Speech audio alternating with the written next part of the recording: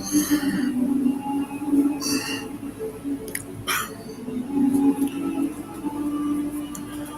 y'all getting the notices. Y'all know what's about to happen.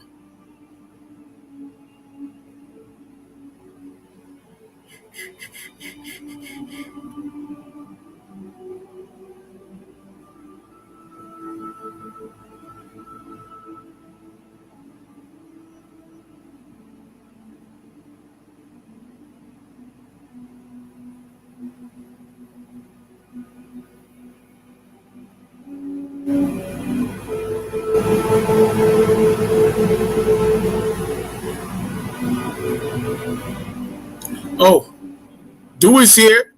Von Du is here. Hold up, God. I see you. Hear me? Hold up. Let me turn my volume up over here. Talk to me, God. You hear me? Because I can't hear you just yet.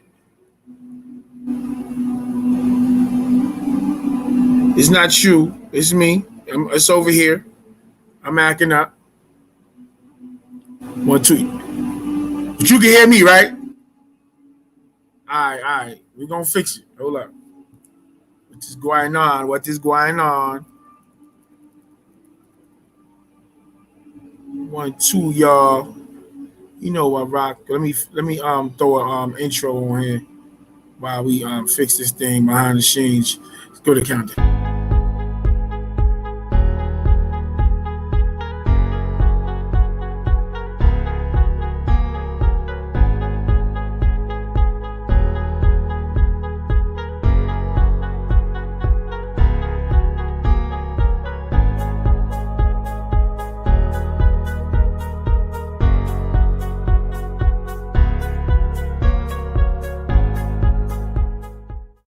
Here we go.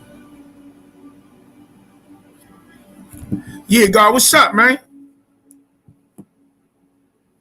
1, 2, 1, 2. And I say, yeah, I still don't hear you though. Hold up. Let me do another intro. Hold on. 5, 4, 3, 2.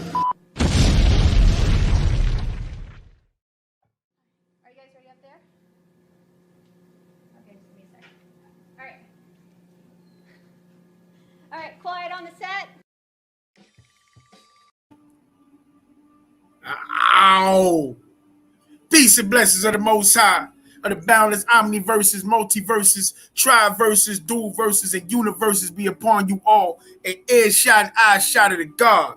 It's your friendly neighborhood Pharaoh Rise and Shepsi's Dwamu Tefa Moon. And welcome to another episode of Revision Radio, where we seek, analyze knowledge, wisdom, and understanding from the third eye point of view. Appreciate y'all from welcome. Yo, this is Super Cipher Saturdays, Sunday edition. So this yeah, God. What's up? Yo, I can't, you hear me out there? I can't hear you, God. I don't know what's up. Let me see. I'm about to put you live and see if it maybe that's what it is. Let me see. Magic the stream. That's what it was. I hear you. I hear you now. You can hear me now? Yeah, we good now. I thought we was able to. Yeah. That's able to talk before without I was able to talk, all that before. I don't know. All right, well let me let me go through the preliminaries, Radu, and then I'm Yeah, of course. And we're gonna get right in. As we wait for the other brothers to join us and get in. I appreciate the family. Peace and blessings of the Most High. Balance omniverses be upon the family. Like I said, this is a Sunday edition of the Saturday Super Cipher. All right, yo, any brothers or sisters think they want to be a part of the Super Cipher? Make contact pharaohrising.com, pharaohrising@gmail.com, Revision Radio Network @gmail.com. Make contact, and then we gonna build with you. And yeah, you get in. We add on with you. It'll be like that. We got you.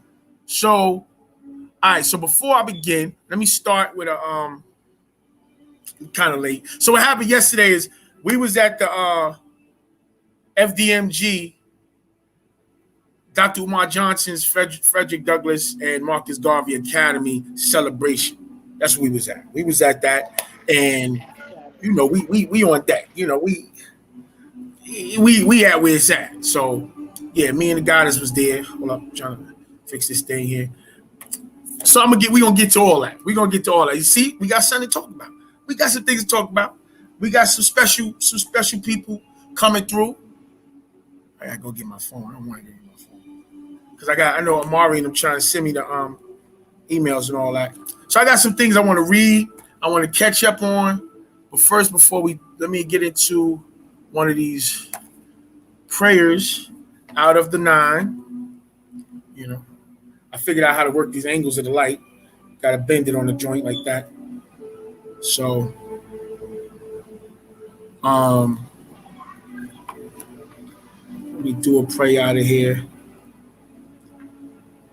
Because we got to start up. You know, this is part of like the psychic self-defense. I like this one here. I like this one. This is fire. This is phenomenal. I'm gonna start saying fire. Say this is sunlight. This is solar, ether. Okay? Say that. This is ether. I'm gonna say it in English. All right? Oh, we got brothers commenting. Who that? Right back, Moisa. Yeah, appreciate you. Brother John Sene. Is it Sane or Sene? You know my pronounce, you know how we was public school, beloved.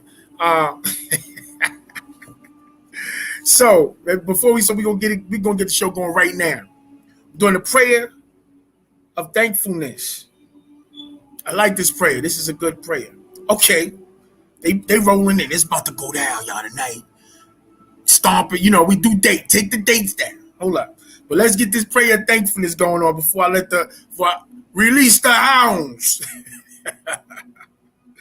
Yeah. Prayer of thankfulness. Oh, my ancestors, protect me from the bad females, bad males, my own self and weakness.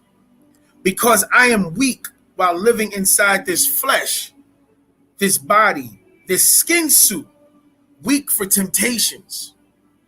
I am tired of crying, tired of people dying, tired of depression and sadness of this world by way of the Adamites and their creator and breeders. Hear me, O my ancestors. Protect me from them and their malevolent ways. O my ancestors, I try to be benevolent of the ones who are trustful, the loyal ones, as in Wapian, a Sabian. O providers, I am grateful for Baba Yanun, my own warner, reformer and savior during my own lifetime. I am thankful for the truth, the actual facts, and the way. O my ancestors, I plead to you all by way of my prayer 3 times each day, morning, noon, and night, 9, 3, and 9. Psalms 55:16-7. Please welcome me. Glory to you and gratitude is to you. Forgive me. Psalms 55:16-17. As for me, I call to the overseers, and the master will save me. Evening and morning, and at noon will I pray and cry aloud, and he will hear my voice. Okay, so that's the prayer that I'm reading. And just for the brothers and sisters that or the naysayers that be like, well, why are they using the Psalms? You go back to there's a debate between Sheikh Anti Diop and some Christian scholars, right? And he has them reading through the Psalms and different parts of the Bible, but definitely specifically the Psalms, because what was revealed was the Psalms was stripped out of the Psalms were stripped out of the coming forth by day, and they took the Psalms and a lot of those jewels from the coming forth by day. Hold up, God. Let me see. Let me check out what's happening. Samak is songs. In the Suf. Okay. Yeah, Samak. It's actually, I think it's fish right now. I think now cook fakor. Jawef Vespatia. Right now, I think it's fish. You heard, God? So, yeah, so I wanted to put that out there. And I have something else I want to read, but I'm going to read this at the end. Yeah, it's a lot. It's one of the longest. It's one of the longest chapters inside the 33 Commandments. Yeah, it's one of the longest chapters in the 33 Commandments. Hold up, here you go. So, and it's fire. But before I let my brothers get in, I gotta get my phone for the. This is what I was looking for the other day when I was whipping on Sinister Inky and them dudes and out there lying, making up doctrines and tying us with people that we don't deal with, and that whole fiasco that they were doing. I was looking for the secret of tones and the Mafkuzet elixir of life. This is what I was looking for. To go into what the Mafkuzet was and who is the embodiment of the Mafkuzet now and what is his position. So I told you what it was, but this right here gives a thorough breakdown of what the Mafkuzet is. That's why brothers got the brothers out there drinking gold. They got them out there drinking gold. Hold on, let me move over. Oh, here we go. Better. And stuff like that because of them trying to get the Mafkuzet. They think, and of course it's going to help us because we are the black gold of the planet. Hold up, I got you muted and all that. But hold up, let me get. I have to go. Yo, you hear me? Yo. Okay. Yeah. We about to get it in. Let me get dude.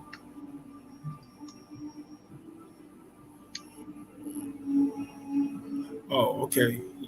You muted on your own, Ron, dude. So whenever you're ready, get back. But I hope back.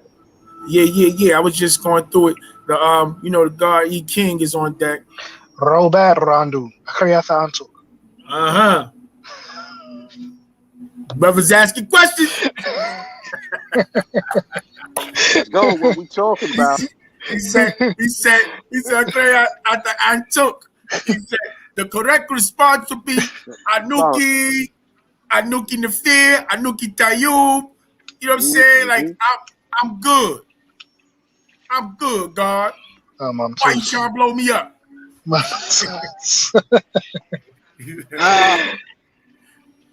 Yeah, y'all good. Y'all can hear me. Blow up time though. It's no. Listen, it's about keeping. It's about each brother, each one teach one. You know.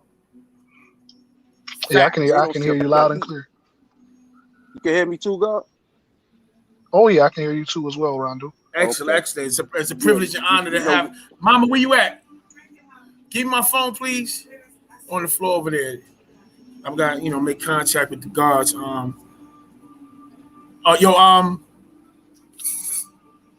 Mario, what's your name? Your brother. So the brother Asar, what's up with him? You hit him, let him know what's up. Tua. I'm still waiting on a response. All right, cool. I'm hitting one of the brothers. All right, so who that talking on the joint? You have water? Right back, beloved. You just give me one of the bottles. The Essentia, one of them. What's going on, brother Kamos, brother John? Time. Appreciate it. Yeah, so we here with the gods, yo. We need the triad. We gonna set it off. Yeah, I'm gonna hang with no brother. That was a beautiful prayer as well. That prayer was good, man. I tell you, I be going through this stuff, I be seeing stuff. You know what? We gonna do a bill one day just on the spiritual stuff that Baba teaches. Not even on like the doctrine, but the spiritual realities with the things that he tried to implement us to cultivate us spiritually. I think that would be excellent. Yeah, man. Yeah. People get caught up and don't see also it. And it could be a means in which we can dispel a lot of the false spiritual teachings that's being put out there. for like an overstanding, right? So that's very important because I don't think people truly understand what it is that we do as Sabaeans, what it means to be a Sabaean. What is a Sabaean? How does a Sabaean act? How does a Sabaean live?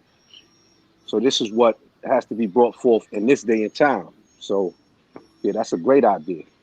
That's real. It's all about us keeping it pushing and keeping it moving and spreading everything around. Let me hear Petty, let him know I sent them the link. Petty, I sent you the link. Yeah, check your email. Because it's about us setting a firm foundation. Because like this is what we call what they call it. They call it fellowship. You know what I'm saying?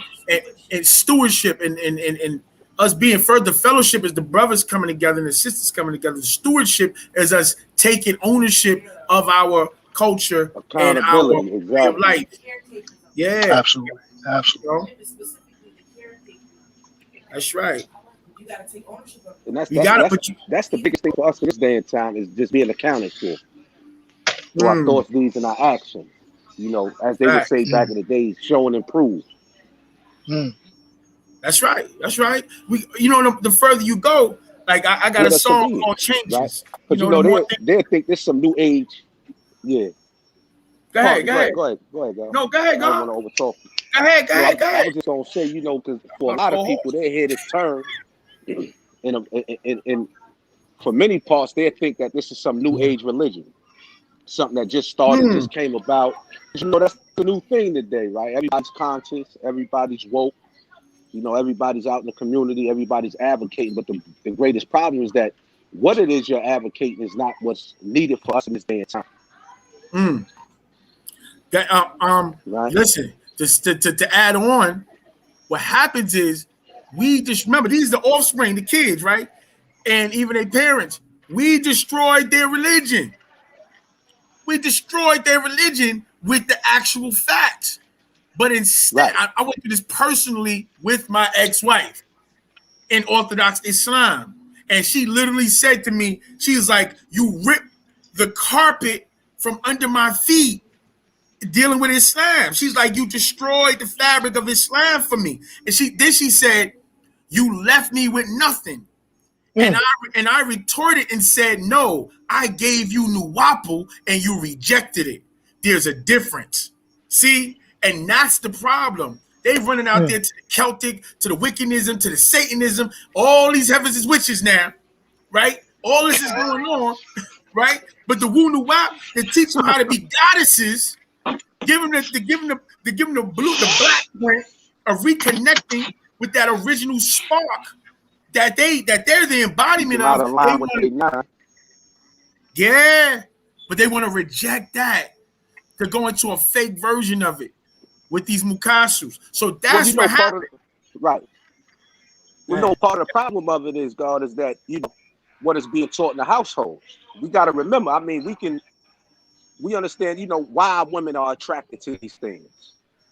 We have to understand it. Right? We're talking about young girls and young women who grew up in a household where they was being shown these cartoons. They grew up watching what's one of them, Charm. Right. I mean, virtually all the little shows have it in it. It has some degree of, witchcraft that's being taught. So our women being attracted to these things and not having a proper education of who they are. Oh no. Let's not bypass what you just brought up. You brought up an example. We're gonna give a couple of examples. Nigga, Charmed. Nigga, Buffy the Vampire Slayer. Nigga, Slayer, right. Angel that came after Charmed. You could go even further to the. What's the girl that he just redid? You can go even further back when you start dealing with Punky Brewster and all them. We could go there. Yeah, they had the devil worship and all that. Sabrina, the female witch. That was the joint. Teenage witch. Okay. And they brought her stuff back with her literally turned out that she's literally the daughter of Baphomet. And they had that one with right. Yeah. What's that? Supernatural. Yeah. But yeah, go ahead. I'm sorry, God. I just wanted to give those examples because what you're saying is actual fact. That's part of the social engineering programming. So just like with the LGBTQ now and the whole gender fluid doctrine that was initiated by Ricky Lake in the 90s. They started that campaign then, So what you're saying is actual factual all the way around the board. Ain't no halfway about it. Word. And Baba spoke on it also. He said that they're going to give us, Raobat family, he said they're going to give us Harry Potter. They're going to put Harry Potter out in front of the kids to make them want to be witches and warlocks because they knew that they were losing in the monotheistic religious fronts. They were losing. So now they're like, okay, these are the alternatives because the reality is when you read the doctrine, Baba literally will show you that the Mohammedism, the Christism, and the Mosesism are just renamed versions of wickedism, Satanism, and the whole Celticism. That's it. It's just renamed. It's the same old tricks of the bag with a new title. And this is where, but being that he's the ancient of days, he's seen it go through all its different renewals. He's seen it come through all its different faces, So he trying to put all the shape shifting, reorganizing, exchanging of doctrines between the different sects and all that. He's seen it. And he said, yo, they about to do this to y'all. And let's be clear why the master teacher was able to see that. One of the greatest things, or if not the greatest thing or most important thing, especially in this day and time, in short time, it'll prove itself, but language. The science. You broke up. But you go. You back. Okay. Yeah, language. Yeah, you back. What you said after language, right. The language was the most significant thing. Well, this is the greatest tool. Like he said, his tool is his pen, right? His ability to write. But along with that was his ability to understand the different languages that we were up under, those spells that we were up under. Because we have to remember that, yes, the religion was used to emphasize or to reinforce the spell, but it was through language in which the spell was actually cast, right? So our understanding or lack thereof of language and the science of language and the science of tones, vibrations, sound, color, and how these things work with nature in relation in regards to yourself, this was the greatest key that he gave us. He began to teach us through the languages of these religions to allow us to see what was really being said and the events that really being taken place. No, that's real. That's a fact. So this is important for us to understand. This can't be glossed over. This is the most important thing. And this is why people are still suffering, because they're under the spell.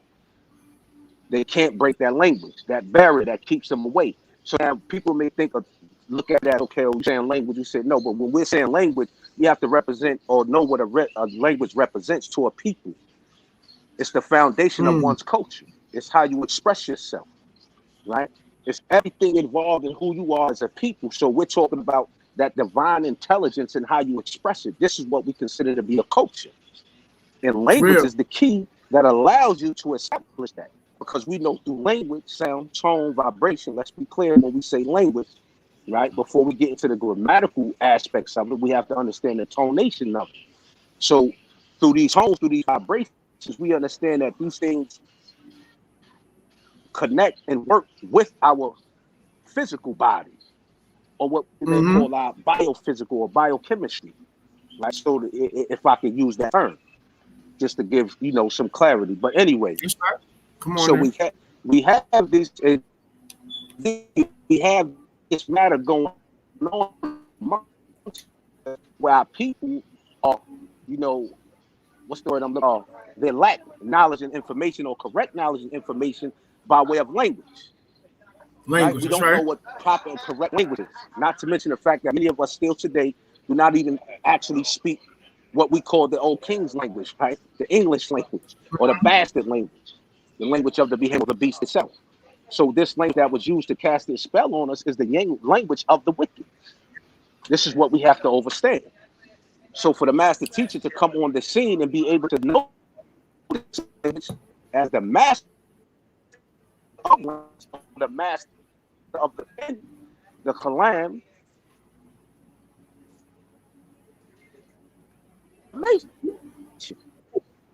Yeah, you dipped out after right? you said Quran. So You came back in nature. information, or the correct information started to. God, you breaking up terribly. We can't hear you in a complete thought. Yo, listen, this is what I want you to do. Go out and come back in. Yeah, I can't hear you. So go out. Yeah, I hear you now.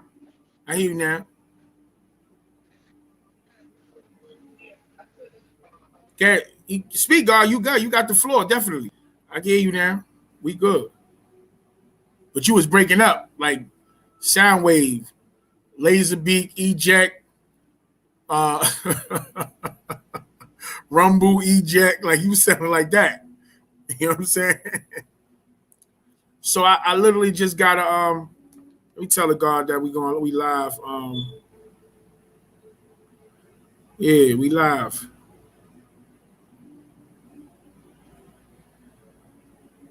Yeah, so all right. I just got an update. Listen to this. Okay, this is an update. Somebody close in. You know, my wife and I did a build on the Moderna, on the vaccine and the family. And, you know, everybody's still in their feelings about whatever it is. Nobody's being told to do anything. Like all things we've been doing, especially for the last 19, we've been going on our 9 mind and the doctrine to come up with 9 mind reasoning on how to move during this time frame when our spiritual guide is not amongst us. So we have to go by, you know, second, third hand information, and everything has to be processed through the doctrine of WU-SABAT. That's why every time I'm up here, I'm sitting here with a stack of books. And I know my wife be up. We have 2 bookcases full of books, and 90% of my books is out and about. Because as soon as we put them back in there, I'm checking them right back. And they all over the place. And you know how it is. Y'all know what y'all. So anyway, so the master, you know, so one of the messages from the masters, you know, let me say the masters. Hold up, dude. I got you, God. One of the messages was how they say, this is how I'm gonna say it from henceforth. If y'all don't pick up on it, y'all don't pick up on it. So one of the things that we got, one of the messages we got as guidance from the masters. Remember ancient Egyptian order? Guidance from the masters. That's where this information is coming from, okay? Guidance from the masters, plural. So it says, on unfascinated people with questions. Although it's your choice, it's our choice, many Sabaeans have transitioned thus far from this virus that we know ETs have spread. Okay, Raul back. Well, I shook Moisa. You ready to get in, Asar? I send you, you know, send me your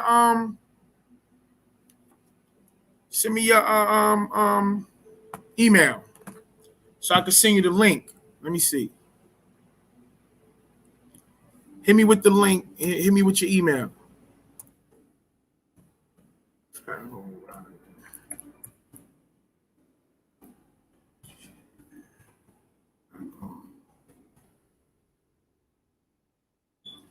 Oh, back, beloved, what's going on? Yo, Raul back, Israel, Isis, Ra, and L. That's my peoples, y'all. Just so y'all know. Yeah. So I'm giving this right. I'm coming off of this. This is hot off the presses. So I'm giving it to you like this. So anyway, we know that this virus is ET spread. This is an extraterrestrial attack, really. It's ET spread. Said the last time, said the ETs told the masters again, have them take the Moderna.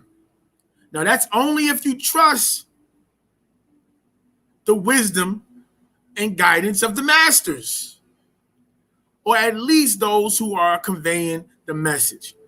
Whatever you all do, please protect yourself. The virus is transmutating into something that people will not realize until it's too late. Please watch all updates and re-listen to the words and guidance of the masters. Y'all hear me? Listen closely with an attentive ear. This virus will touch all.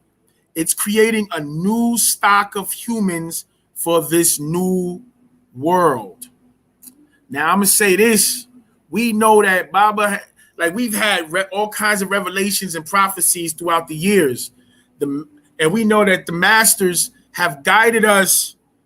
Like they've told us all kinds of things that didn't look like what we expected them to look like, because we were looking at things from the point of view of the European scriptures and prophecies and concepts, you know.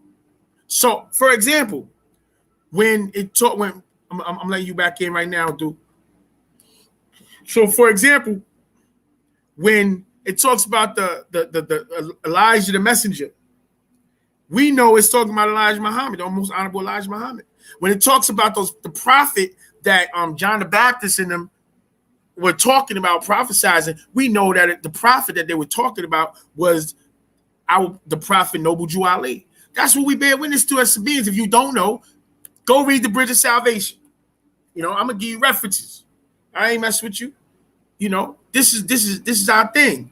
And in this, the master literally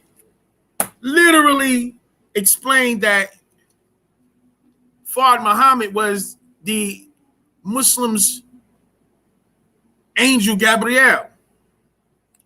So for all those that's talking about it, it's Haru Hotep, you know, I'm sorry to hear that.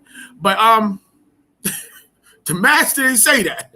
The master said that it was the angel Gabriel, Fard Muhammad was Gabriel. And this is why they described him as being like white or Mukasu. Back in the day, yo, you stupid. Back in the days, it's this platform. I come off the hip. I be coming off the hip on them. Yeah, God. But listen, we're gonna get into some confirmation, right? Because we got the guard here, and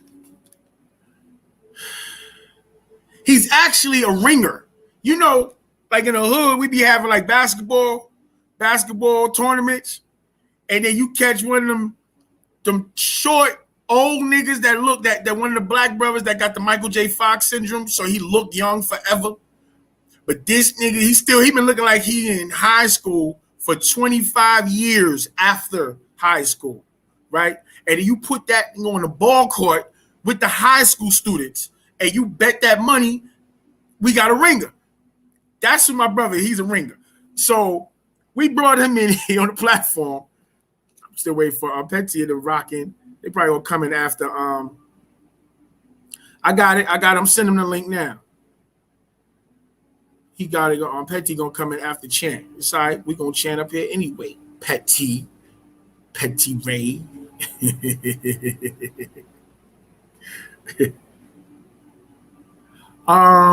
Email to receive updates. You know what? What I will do is compile an email, and we work on putting like a link to it on the Revision Radio. You know, when you go to the channel, we'll have like a link to it. I'll work on it. I'll do that because we have a whole lot of updates. Yeah. So anyway, the brother's a ringer. So what he's a ringer of is Sabaean history, our story. And so I love the fact that he's blessing us with, oh yeah, we're definitely, did you email me, Kafuz? use that email. Email me so I can have your email, and we'll send you the link for all the new chants. We have that. I got that for you. And Asar, I'm about to email you the link right now. Email it right now. So yeah, so we're gonna build on. We're gonna build on. This is a question I have for you, E King. The concept we have, because I had when I was shooting shots at everybody in the industry, when I was on the stage shooting shots at the crowd, I had through Tahuti, the brother that be on Killer Priest show.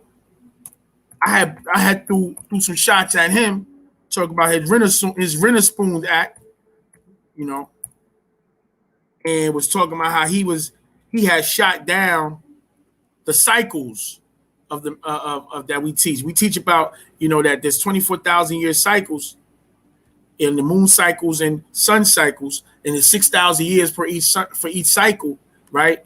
And that during the moon cycle, those of the moon, right, the lunatics, the lunatics and the romantics, right, they rule, but they lack the civilizing properties of the conscience.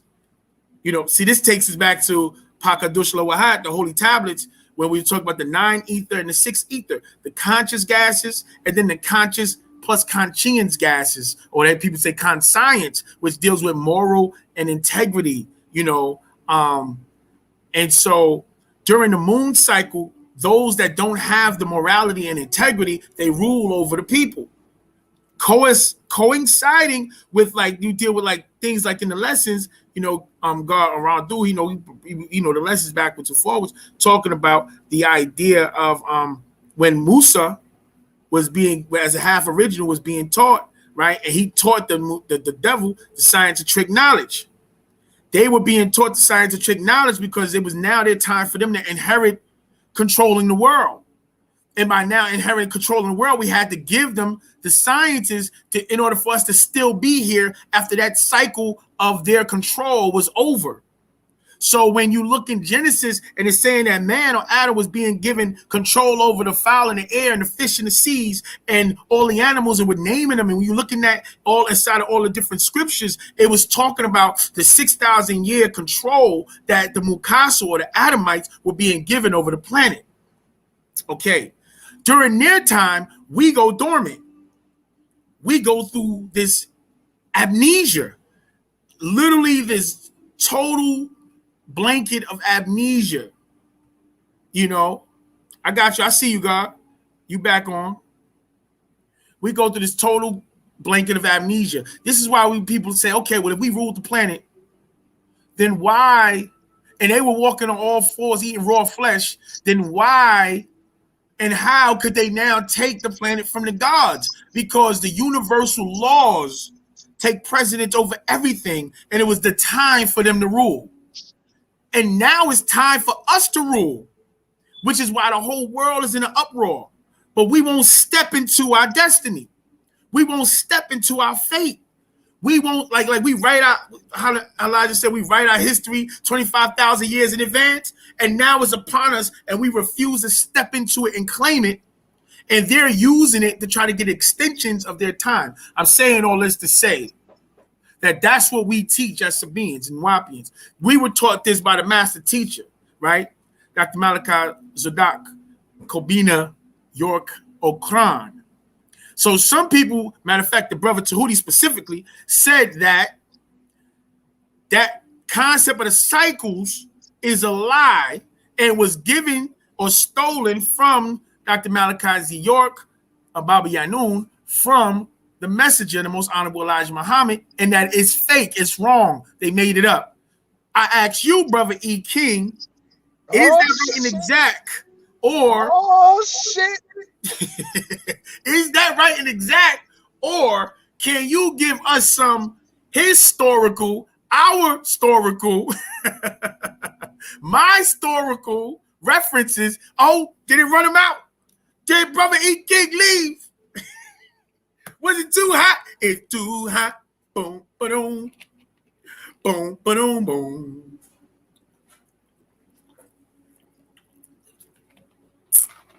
Amari, bring your ass back on in. Where you at? Saw I sent you.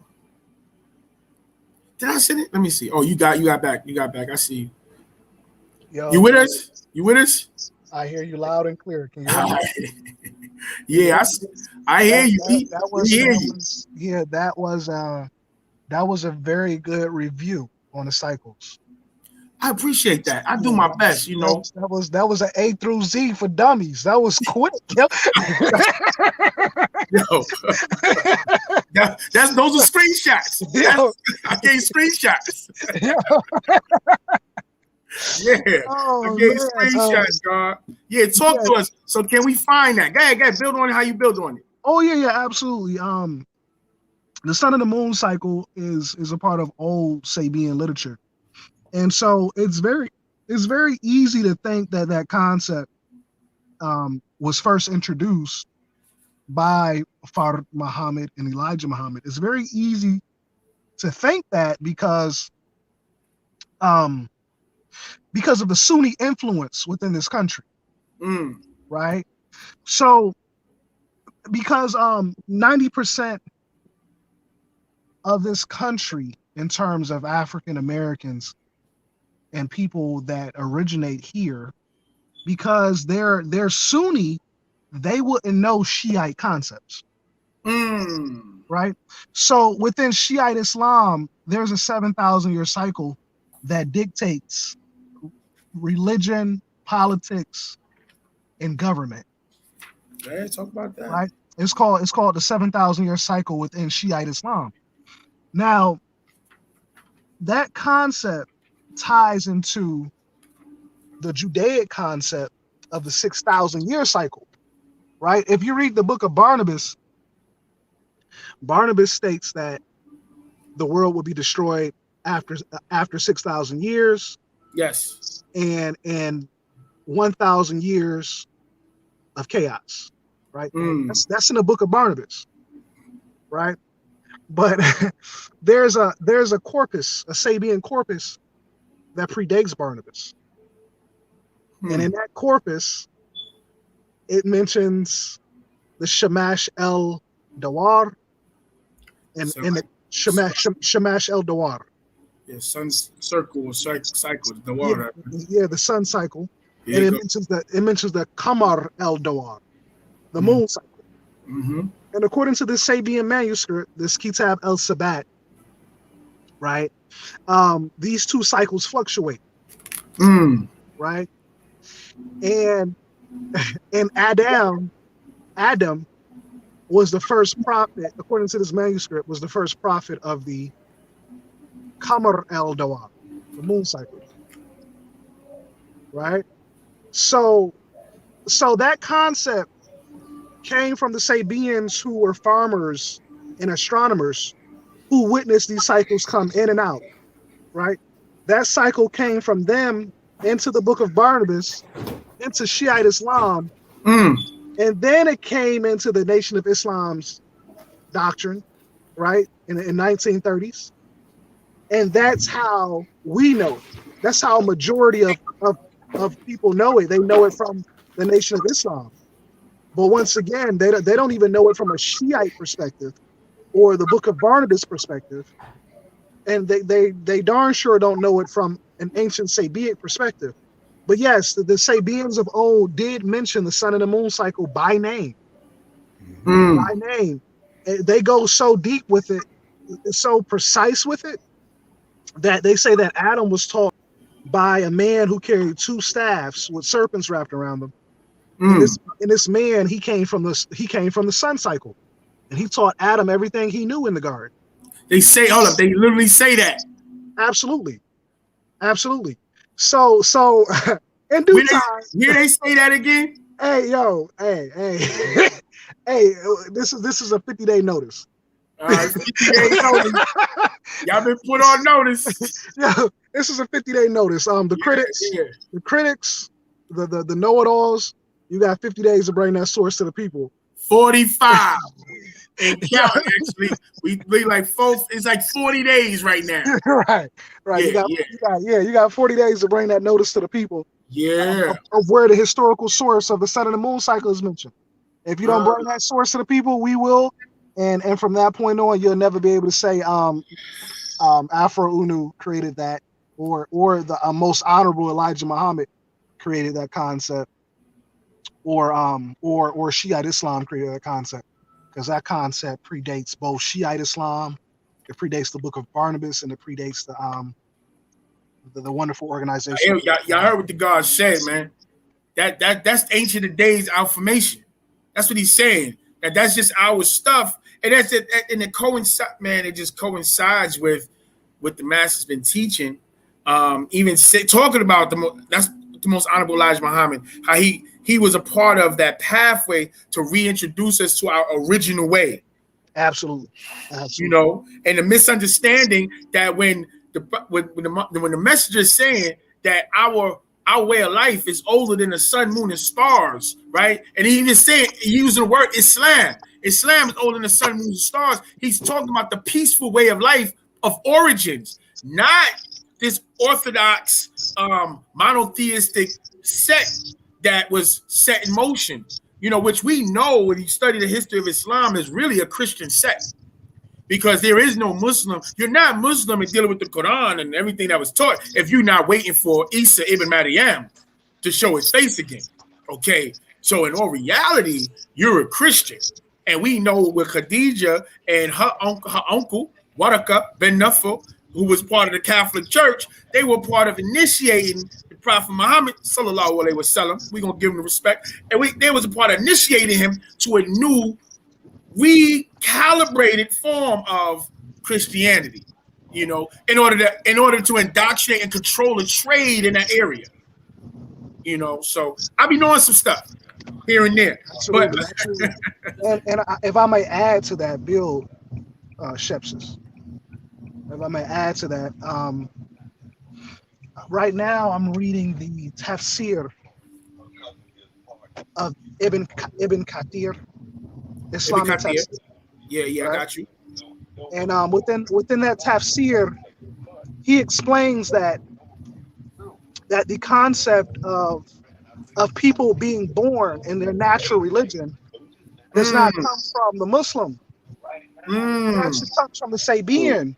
It comes from the Sabian. And this is an Islamic tafsir, right? And and it was Muhammad who adopted that concept from the Sabians and said that people are born Muslim. That's where they get it from. Right? But here's the contradiction in that concept, right? In terms of when Muhammad adopted it from the Sabians. Here's the contradiction. Why do you have to say your Shahada if you were born a Muslim? If you were born Muslim. Excellent question. Why that right, that religious right alone dismisses the concept that one can be born Muslim. You know, why the genocide against non-Muslims during the Islamic expansion by Amir el-Islam in North Africa? If people are born Muslim, why the genocide by Amir el-Islam from Libya all the way to Morocco? And you can find that in Islamic historical texts as well. Well, I think because hold on. Because it wasn't talking about them. So they wanted to kill off the people that were naturally Muslim. They want to kill off all other people, like the Africans, the Sabians. Oh man, I'm sorry. And that's exactly what Amir el-Islam calls them. He calls them Majusia, right? The pagans, Magi, right? And he said that the Shiite Muslim allowed them to continue to practice their ways while claiming to be Muslim, but he wanted them to completely practice the Sunnah. So Amir el-Islam goes behind the Fatimids, right, and kills all of the Muslims that were still practicing their ancient ways while practicing Islam, right? He kills all of them. So, so that contradicts the concept that one can be born Muslim. It does. That contradicts that statement. So not only do we have an Islamic tafsir that the concept of being born Muslim was actually adopted from the Sabians, right? In terms of them saying that you're born in your natural religion, and they were neither Jew or Christian because they didn't feel like they had to convert to anything because they were born in their natural religion. That's right. Their natural religion called Fatur. They were Fatir, right? They were born in the state of Fatir. Fatir al-Fatah. Right. That's exactly how we say it. And so that's how we say it. Natural nature. Right. So all of this is found in the tafsir of Ibn Kathir. So I suggest if anybody's confused from this monologue, please go buy the tafsir. Well, let me give you some. So what about some pushback insofar as what we know from the Shiite? They be having some wild stuff. Should we trust them with this being holders and keepers of this history? Right, like they be whipping on themselves in the back until they bleed. They do. Well, that's not all Shiite sects, but I'll let you continue with your question. No. Well, that's what I'm going with. The idea that this is what's shown of Shiite. I know that the Shiites were the closest because they were like Fatimites. They came from Fatima, the daughter of the Prophet Muhammad, and Ali. They were like keeping their records, where the Sunnis went more to like Abu Bakr and his Sahaba, the Prophet Muhammad Sahaba, and holding on to their records, so that's where the split was. But yeah, I was just dealing with, because I remember like every time outside of honestly, like going through the Islam, the Shiites had some of the best, what's the name? What do you say? Hadith. Yeah, their storylines were way crazier, better, honestly, than the Sunnis. But hold on, God. Look, we gotta take a couple of minutes because it's 9 o'clock. We're about to run through this chant. Tell you what. Yeah, we're gonna run through this chant, and then we're gonna pick it back up. Yo, man, then we got the brother Asar Noon Atun to introduce himself to the peoples and go in, because I seen him going to get books. He got at least 6 books over there. He got notes and stuff in there. He got highlights. It's going down. Like he ready to go. Rahul back, brothers. Success. How you doing? I'm doing my best, God. I'm doing my best. I can see that. Y'all building on here. Yeah, listen, we not playing, and we can't allow the physical restraints to stop us from doing what the mind, spirit, and soul is ready to do. You understand? So we got to think outside the box and connect with each other etherically. So so it's like 9:07. So God, I'm about to do I'm gonna run through the chant. If y'all got it, y'all can chant with me. Okay. I'm a mute y'all for a minute, and we gonna go through it. You ready, Mama? All right. Because I know a lot of people left to go chant. So it's cool. Because we gonna chant. We ain't do it last time. We got caught up in the mix. But we gonna give it. Give all honors and praises to God. All right. Anu nate kale jawef paut. Patakyut. Anuki jawef pa ashukim pa paut. Wu kale ashuk kawun jawef niya. Anuki kasam un impa paut. Wu pa paut kawun kasam un imniya. Anuki wahu ame pa paut. Wu pa paut kawun wahu ame niya. Nakuk kador naju ame kasam un impa paut. Wu chabub ame muskasun. Nakuk kador kawan kale pafef nakuk dayor jawef pa paut. Ame wase ame dayorni kawun lake bakui jawef pa paut. Anuki yabebi nafashni pa paut kawun anuki. Pa paut kador nakuk kador. Pa paut amul nakuk amul. Lahehum menenum. Am tumate korehum. Am tumate korekum. Am tumate korenum.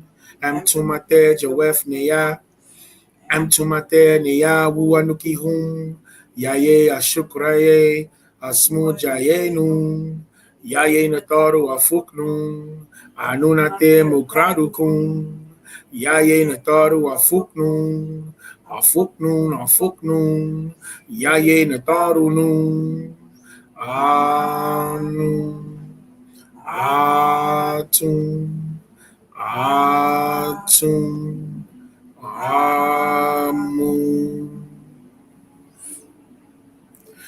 Yayehu, Yayehu, Yaye, Natharu. Yaye Saye, Yaye, Natharu. Yayehika, Yaye, Natharu. Amkumate pa Mufaku. Yayehu, Yaye, Natharu. Amkumate pa Mufaku. Wu anunate mukradukum. Wu amkumate muisanu. Yayehu, Yaye, Natharu. Aromu klas nuna tumraye. Yayehu, Yaye, Natharu. Yaye mudamu afuznun. Amkum mane yake la duda muslafunun. Wu muisarunun. Mane yake soura paba. Mane yake kawuna kau. Mane yake athe achak. Mane yake kawuna bashawu damam. Yaye nataro mugdamu nun. Aro muvdad nun. Anhu kawun manza mane pa nataru. Aro enhu. Anhu kawun baba yananan. Aro enhu. Anhu kawun atumraye. Aro enhu. Anhu kawun haror. Yaye nataro muslafunun. Afuznun mane pa mutwadu. Afuznun mane gahalan. Yaye nataro afuznun. Mane sayor gayora. Afuzniya. Afuzniya. Yaye nataro nun. Nakuk talub tamoy bi pa nataru. Mane pa laen lawi tananu. Kalera namatni ate lahe pa nataru. Wu kale namazoratni ate lahe kayariyatun laye pa nataru. Panan misfa kawun. Pasawabu pataru. Zika wuna nazula lahe amkum. Mane masbat wumasa. Ame hadianu damaun. Mane muslafukum. Unentaru. Marjulaye nafashukum. Afukshane kawunkum. Pasawabu pataruk. Bahadian wapadamam. Anun tawankum. Lahe panandamal wushafe. Anun tawankum. Lahe tim. Na soenun. Anun tawankum. Lahe ashukuma. Amkumate muslafunun. Anunate mukradukum. Anun talum nasarukuma. Anun talum nasarukuma. And so nun kahen nataru. And so nun muslafunun. Anunate musbatu. Anun. Atun. Amun.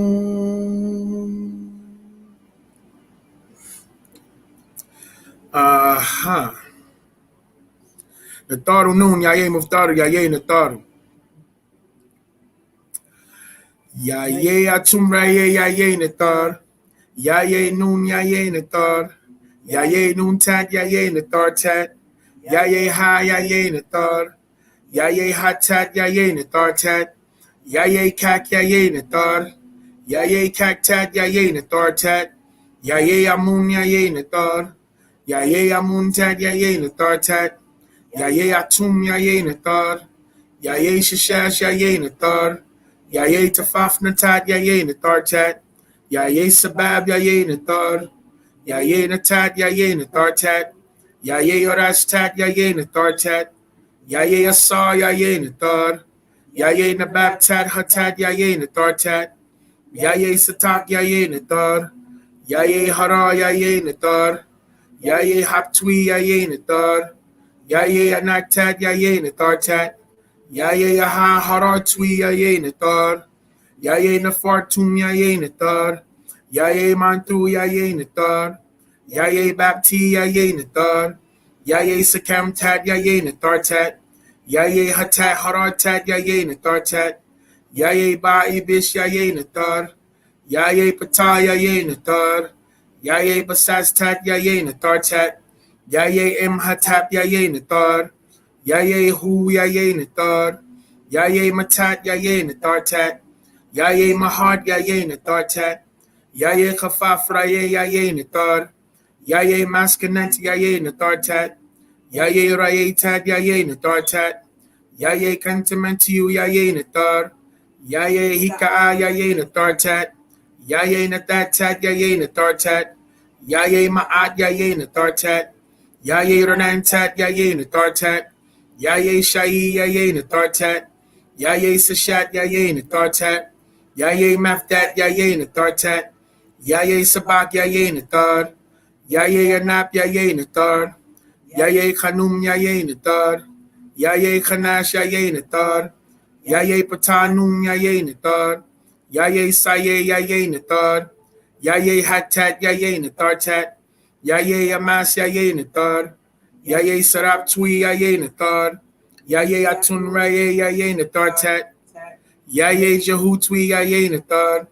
Yaye Patawarat, Yaye Nathartat. Yaye Sakatat, Yaye Nathartat. Yaye Ha, Yaye Nathar. Yaye Nahabka, Yaye Nathar. Yaye Sakar, Yaye Nathar. Yaye Ba'a, Yaye Nathar. Yaye Akar, Yaye Nathar. Yaye Imharatat, Yaye Nathartat. Yaye Wapawatat, Yaye Nathar. Yaye Sokat Hataptat, Yaye Nathartat. Yaye Maritat, Sakartat, Yaye Nathartat. Yaye Sayetat, Yaye Nathartat. Yaye Koratat, Yaye Nathartat. Yaye Asatanu, Yaye Nathar. Yaye Bahatat, Yaye Nathartat. Yaye Kanamtat, Yaye Nathartat. Yaye Manaktat, Yaye Nathartat. Yaye Kamam, Yaye Nathar. Yaye Mahatsui, Yaye Nathar. Yaye Kabasananafaf, Yaye Nathar. Yaye Da'amatarafaf, Yaye Nathar. Yaye Maritat, Yaye Nathartat. Yaye Nasat, Yaye Nathar. Yaye Imjadatat, Yaye Nathartat. Yaye Nakakbatat, Yaye Nathartat. Yaye Sakatat, Yaye Nathartat. Yaye Anaktat, Yaye Nathartat. Yaye Jadad, Yaye Nathar. Yaye Tum, Yaye Nathar. Yaye Wahu, Yaye Nathar. Yaye Yasas, Yaye Nathar. Yaye Anak, Yaye Nathar. Yaye Afaf Nuit, Yaye Nathar. Yaye Satat, Yaye Nathartat. Yaye Sakatwi, Yaye Nathar. Yaye Imma'at, Yaye Nathar. Yaye Nana, Yaye Nathar. Yaye Em Nuit, Yaye Nathar. Yaye Em Satak Twi, Yaye Nathar. Yaye Mugdaltat, Yaye Nathartat. Yaye Raha Shafaf, Yaye Nathar. Yaye Marar Twi, Yaye Nathar. Yaye Amun Raye, Yaye Nathar. Hu Anunate Kaleja Wef Paut. Okay. And then we're gonna do the triad symbol, chant, whatever they call it. I don't know what they call it, mama. Let me read what they call it. It says learn the sign of the triad. Okay, that's what they call it. Sign of the triad. You ready? Okay, so it's B Power Nan Empire Bab Asar Wu Pa Batal Matat Arashtat Wu Pa Tawuba Sanan Harar Amun. So that's on. You can find that on the Sacred Space Facebook page that we have, where we're looking for uploading of meditations, affirmations, visualizations, chants, anything that help us increase our psychic self-defense. You understand? And that is given to us. It says, learn the sign of the triad to be done before and after your prayers, or before any of the photos, statues upon the Nathar, or divine personages, a sign of divine love and respect, or done when you feel the need to show respect. So what was happening? So this is a blessing, definitely. Thank you, everybody. That's the goddess is on deck. Rahubat Amunet, Tangela Jackson. That's you too. You be having multiple points. I know. I see you, sister. I ain't gonna blow it up. But anyway, so while we was going through the chanting, I'm looking at all the different Nathar, Wu Nathar Tat, right? And we had a class not too long ago. We was talking about the elements, the periodic table elements, the 99 attributes of Allah subhanahu wa ta'ala, the 99 Nathar, right? And if you align them, you can see. We don't even need the attributes of Allah, but that's just for people that think that that's where it started at, that this comes before Islam again. Another thing that comes before. Peace and blessings, God. What's happening? Yeah, so I was like, yo, while we going through it, I'm like, we talking about this, like this, we got this whole virus situation that's going on in the world.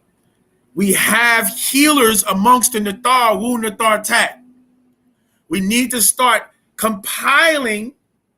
You don't have to, when you calling on your ancestors, your family, you don't have to call them just all in routine like this, like a roll call. This is specifically for the chant. But in your own personal time frame, you can call on specific goddesses and gods to help you with your situation. So when we're talking about healing and protecting us and making us healthy and inspiring us to stay on that path, we can draft from the Panathar, Wu Nathar Tat, and go through some of them that's like their manifestation, like that's their thing, like Yaye M Satak Twi, the Cura. You know what I'm saying? Like we can put them together with, partner them up with other, with other Nathar that can help us, like sisters deal with childbirth, masculinent, Nathar Tat, creative power, or the artists in manifesting things. You have those Yaye Reye Tat, the creative power, So go through these attributes, these names of your Nathar, Wu Nathar Tat, and call on those specifically in what you like. I'm trying to write like my brother E. King, like myself. We got books we writing. We literally have goddesses of writing.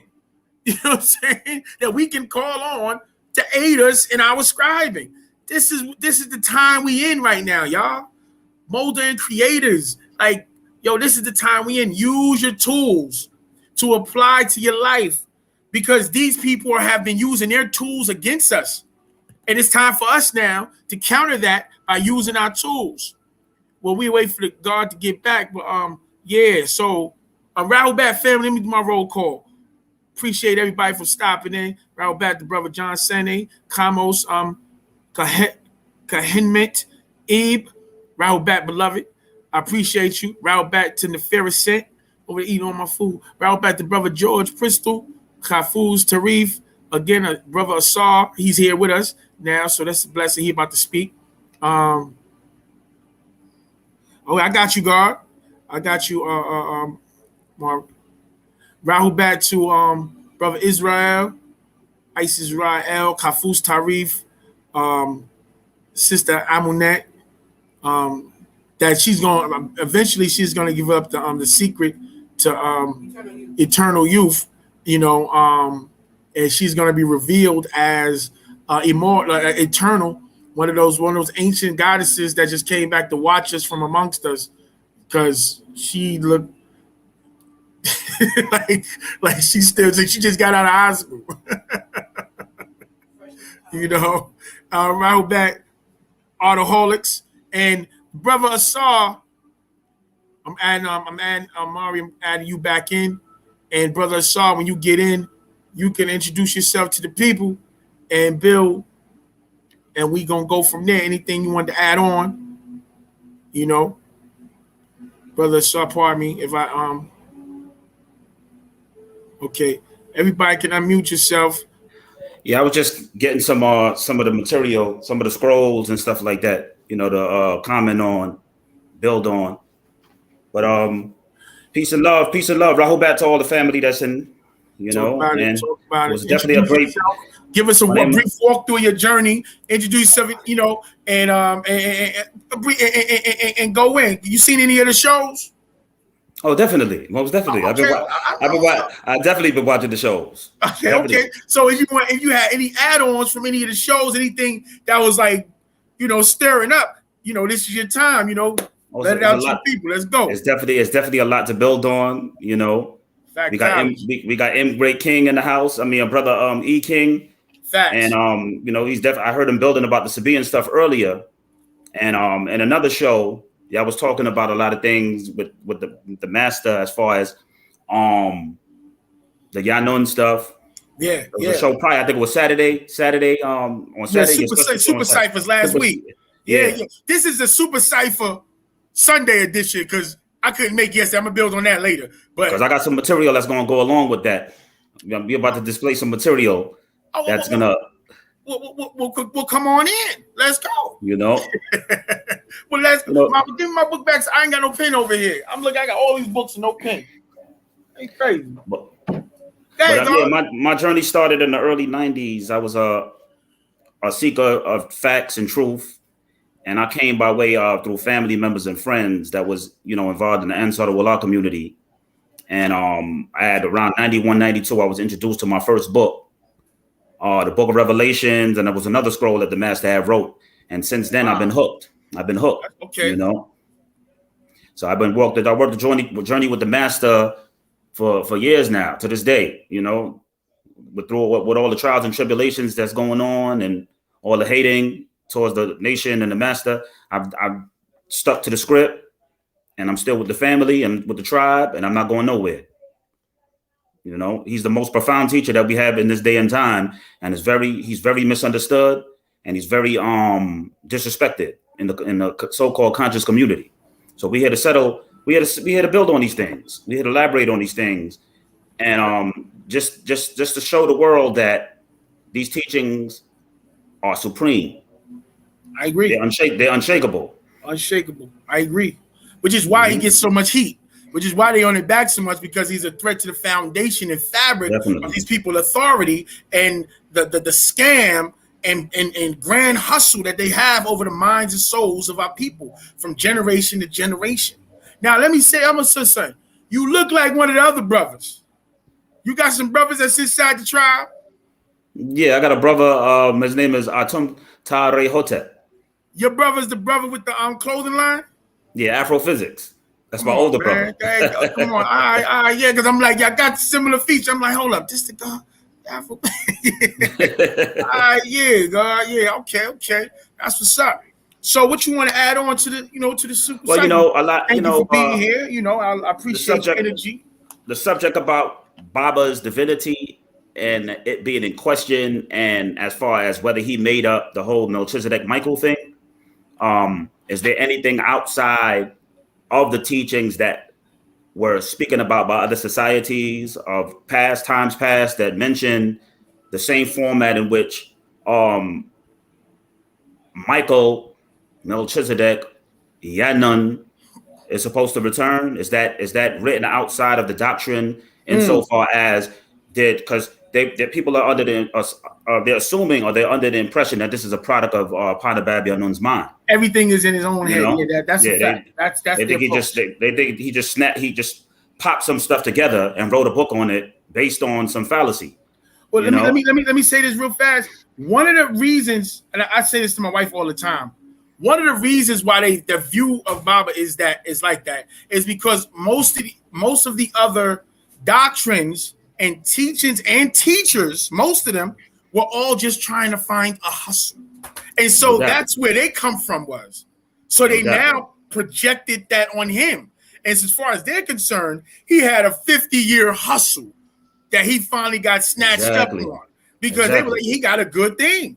But that's because they were coming from that point of view as brothers that was displaced, not having a way to make an income. And it was like, just like back in the post-slavery, it was the preachers and the priests who had the best income because they were selling dreams to the people.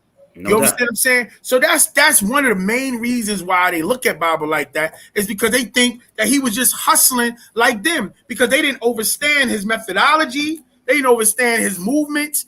He was, like I always say, Baba he speaks and sees 10 years into the future at minimum. So a lot of the things that we read when we in the now, it's not going to become applicable and real and to be touched and experienced for a whole nother decade. And I learned that with the whole World Trade Center situation. Exactly. He actually predicted that. And we walked into it. And I got phone calls from everybody that was like, bro, you always said, don't go to the World Trade. You don't know when it's going to happen, but you know it's going to happen. We have pictures of it, the whole nine. And when it happened, the master said, wow, I didn't know they were going to use the planes as the missiles. I seen the planes shooting the missiles. That's what he said. He literally said in the Leviathan, the edition that came out in 88. Yes. Remember, he had that edition, the white one. He had the picture. He showed the picture. Then there was an update. There was an updated version. That's right. In the 96 edition. That's right. Where he said what he perceived was actually 6 missiles. He was talking about 6 missiles. 3 were intercepted. Yes. And 3 hit. 3 hit. That's right. That's building 1, building 2, and the Pentagon.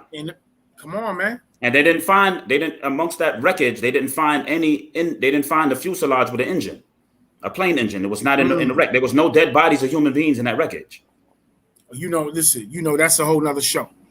Whole nother story. Where we about to go, that's a whole nother show. A whole nother show. We got a lot to build on. We got a lot to build on. Talk to us about the Yanun or the Melchizedek Michael outside of Baba's teachings to confirm him as that personification of that being. Well, we remember Baba gave key clues in conversations in classes and in the books. He gave clues to his incarnation, his being, the being that is him. And he gave several one of the main things that he mentioned throughout the books, especially in the Ansar days, was dealing with the Essene community. The Qumran. He did say Qumran tablets. Right? And this specific sect was a very highly, they was basically the Sufis of their time, right? And in their manuscripts that they've had, which is very little known, it's not really known. They published them, which they took a long time to do.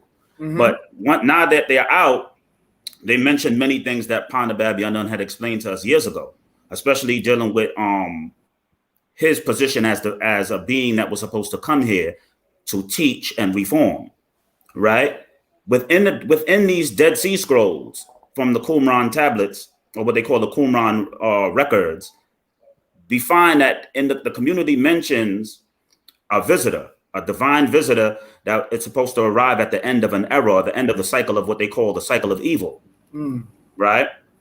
And this being was referred to as Yara or Ara Hazadak, the teacher, he who instructs in the ways of righteousness, right? This individual is mentioned throughout the scrolls, but he's never mentioned by name. This is just a title. But this teacher is considered a visitor. He's considered the one who knows the interpretation of the law, the true law. He knows the secrets of the scrolls and the books, the scriptures. This individual also seems to have almost an angelic nature, and as well referred to as El. He's referred to as a god within the scrolls, right? This teacher, right, has many characteristics to what Baba is, or how Baba explained his position. You see, and there's a particular scroll. One in particular is called the scroll of there's an ancient text from the Dead Sea Scrolls, and in the translation from the Aramaic, it mentions about a vision. This is called the vision text. Now remember, people had always said that it's bogus that there's a Michael, and Michael and Melchizedek is not the same person, right? Yeah. Right? The scrolls say something totally different. They actually agree with what Baba's position is. Okay. So basically, there's a situation where there's a person by the name of Hold on. Let me get I'm into taking it. notes, y'all. I hope y'all taking notes. We on them. Let's go. And ask questions in the chat. If So in this scroll, let me see where it's at. I'm about to find it right now. It's called the Testament.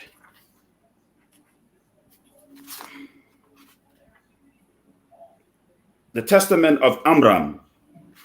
That's what it's called. Right? And in this chapter, this is the Hebrew. As you can see, this is the Hebrew from the actual manuscript in the scroll.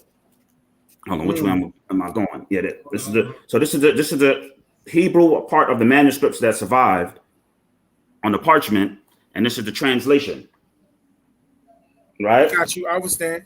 So we're gonna go. I'm gonna go to it just to mention something that correlates with what Baba said in a class when he I think it's called Truth is Truth, the old Ansar tape, when the brother came on and asked him about Melchizedek. And he said, let me type that in for the people. This is from the Dead Sea Scrolls, correct? yes, it's from the Dead Sea Scrolls. And it's called the Testament of Amram. right. Amram is spelled Amram. Okay. This is Qumran 4Q543. That's the name of the manuscript. That's how the manuscript is listed. Okay. So that's Qumran, that's Q, that's 4Q543. 4Q means that it came from K4. Right? So in the scroll, there's a discussion, right? In the scroll. And it's called the vision text, a vision text. Got you. In it states, right? There's a conversation taking place. I saw watchers. This is verse 9. Verse 10 goes, in my vision, the dream vision, 2 men were fighting over me, saying, right? So there's a blank part, blank 11, and holding a great contest over me. I asked them, who are you that you are thus empowered over me? They answered me, we have been empowered to rule over all mankind. They said to me, which of us do you choose to rule over you? I raised my eyes and looked. 13. One of them was terrifying in his appearance, like a serpent. His cloak was many colored, yet very dark. 14.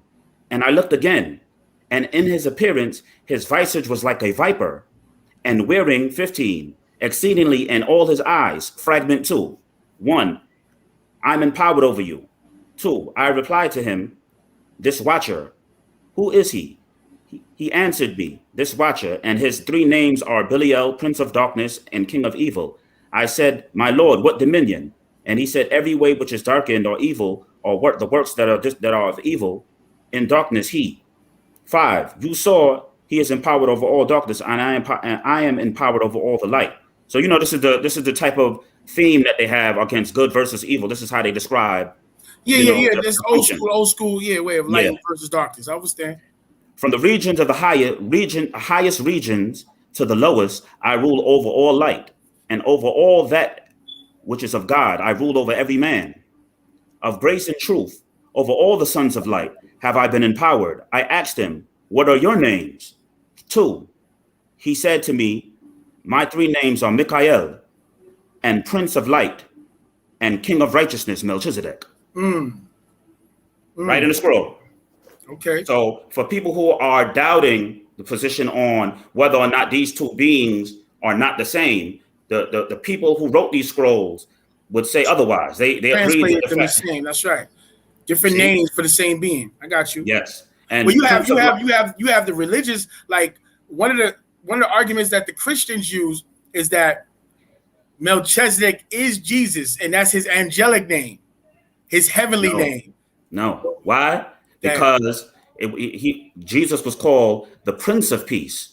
That's true. Melchizedek is called the King of Peace. That's true. 2 different stations. Right? Two different situations. And the fact that Michael is mentioned in the book of Revelation, it explains now why he's mentioned there.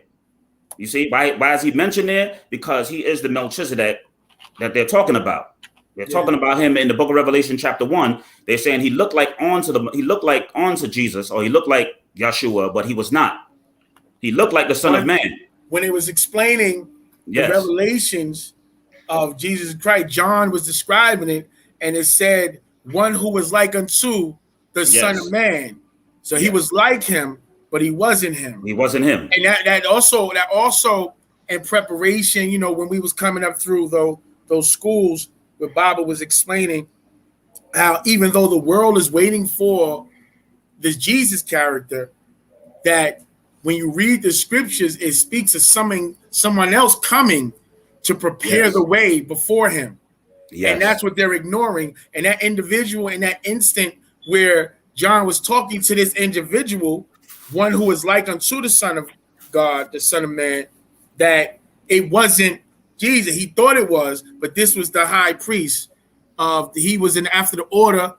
Jesus was after the order of Melchizedek, and Melchizedek was after the order of the Most High, according to those scriptures. Yes. So I would stand as far as the station and a hierarchical structure. Okay. But now you have another scroll. Go ahead, I'm listening. Right. This scroll is referred to as the scroll of the coming of Melchizedek. Inside what scroll?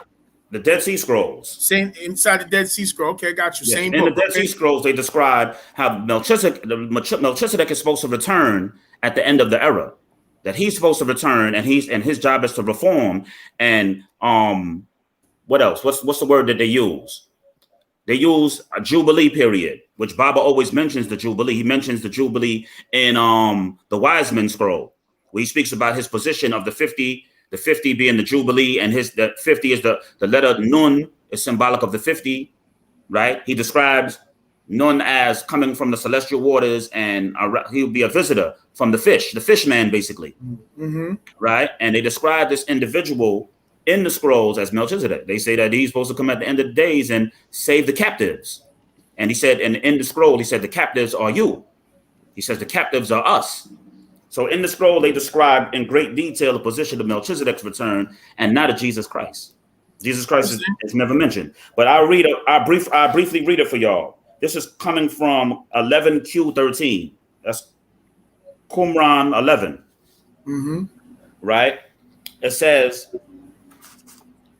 and concerning what the scriptures say, right? In this year of Jubilee, you shall return every one of you to your property. Leviticus 25:13. That's speaking about, the debt. When you in debt to someone, you have 7 years. This is the same thing that creditors do when you're in debt. It takes 7 years to clean up your credit or to get it erased off of your, off of your credit. So that's a Judaic custom within Judaic culture, right? But it continues and says, and it is also written in the manner of the remission, every creditor shall remit the claim of what is held against a neighbor, not exacting of a neighbor who was a member of the community. Because God's remission has been proclaimed, Deuteronomy 15:2.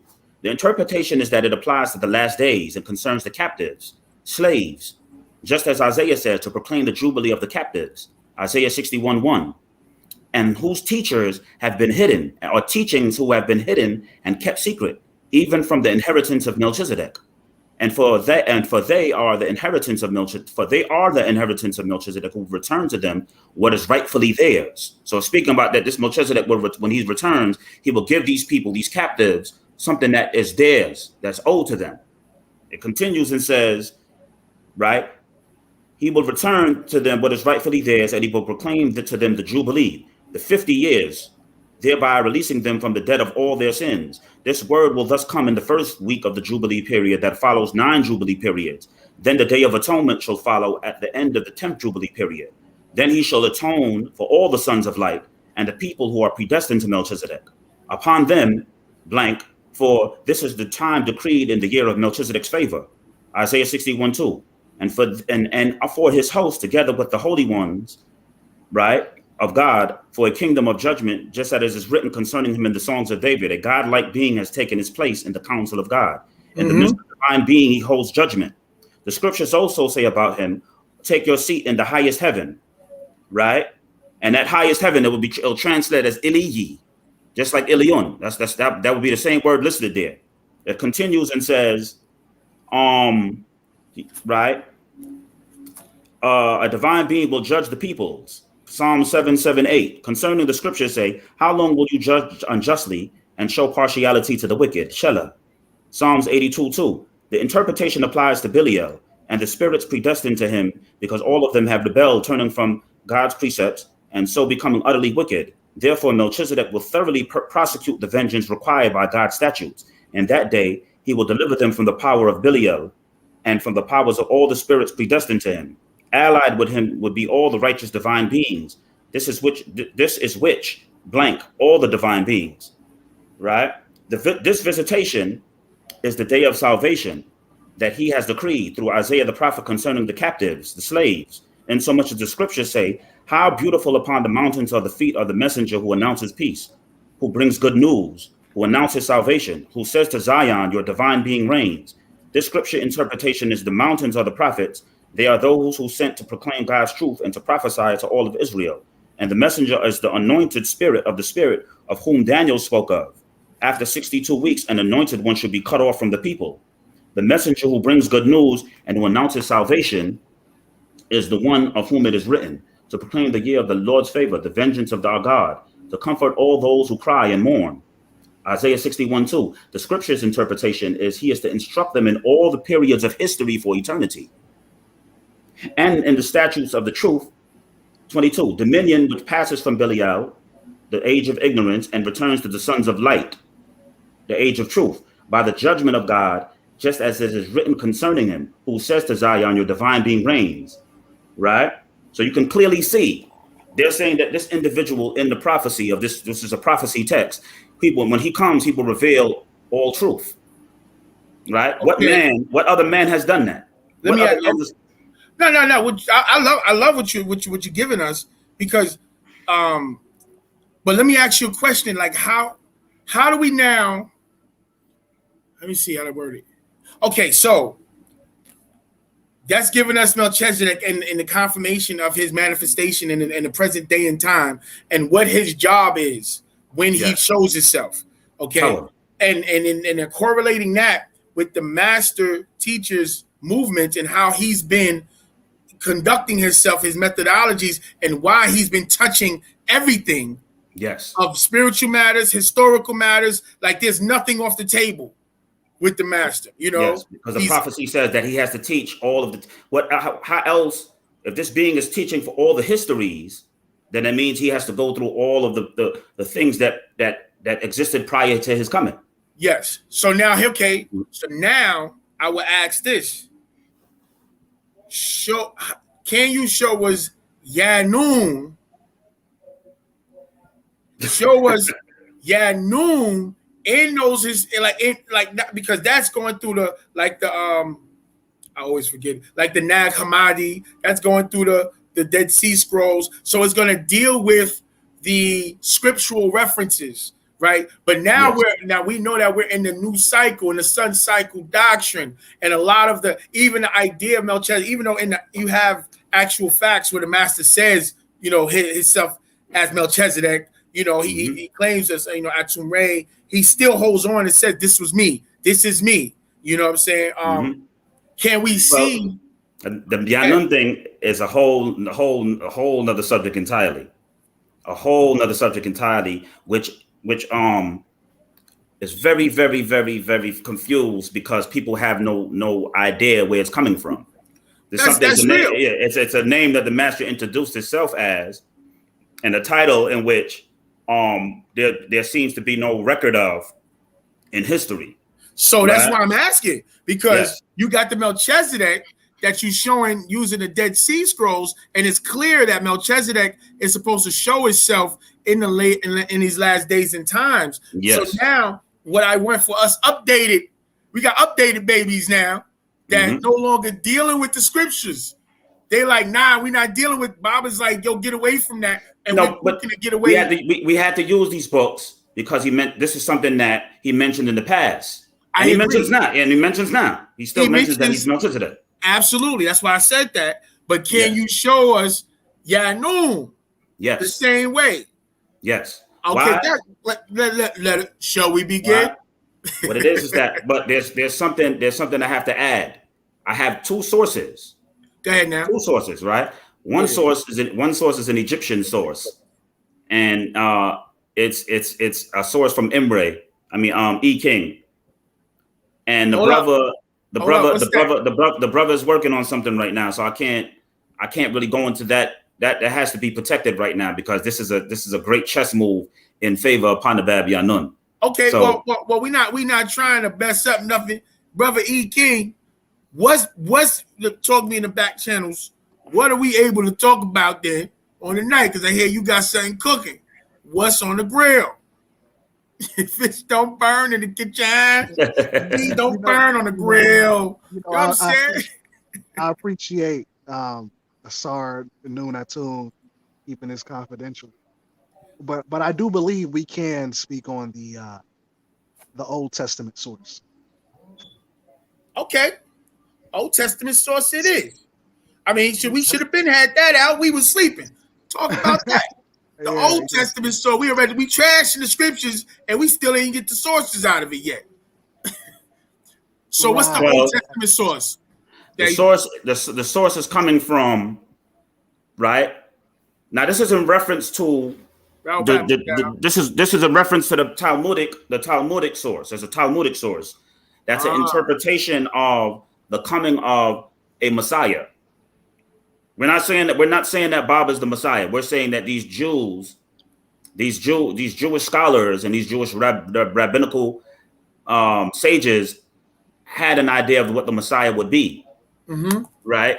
And it's a cryptic text, meaning that they're describing this individual as a pre-existing figure that seems to had existed before even the birth of our son.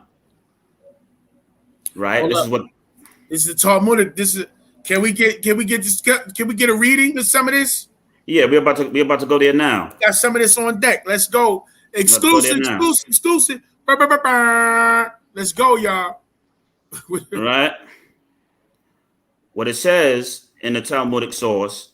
I'm going there now. I wish I could share this. I gotta learn. I gotta learn how to share. Oh yeah, we're gonna do that. I was just looking at the tutorial so we could start, doing all that. You see, I don't even advertise the damn show. I just jump on the joint, and be like, yo, y'all want to come? Like we going to the basketball court.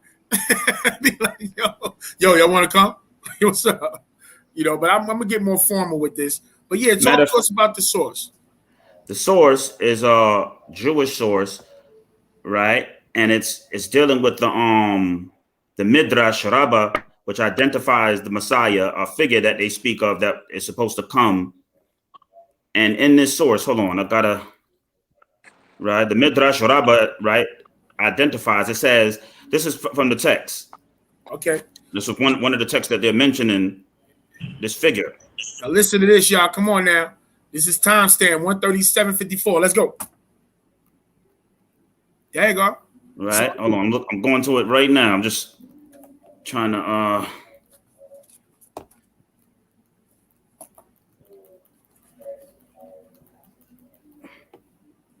where's this thing?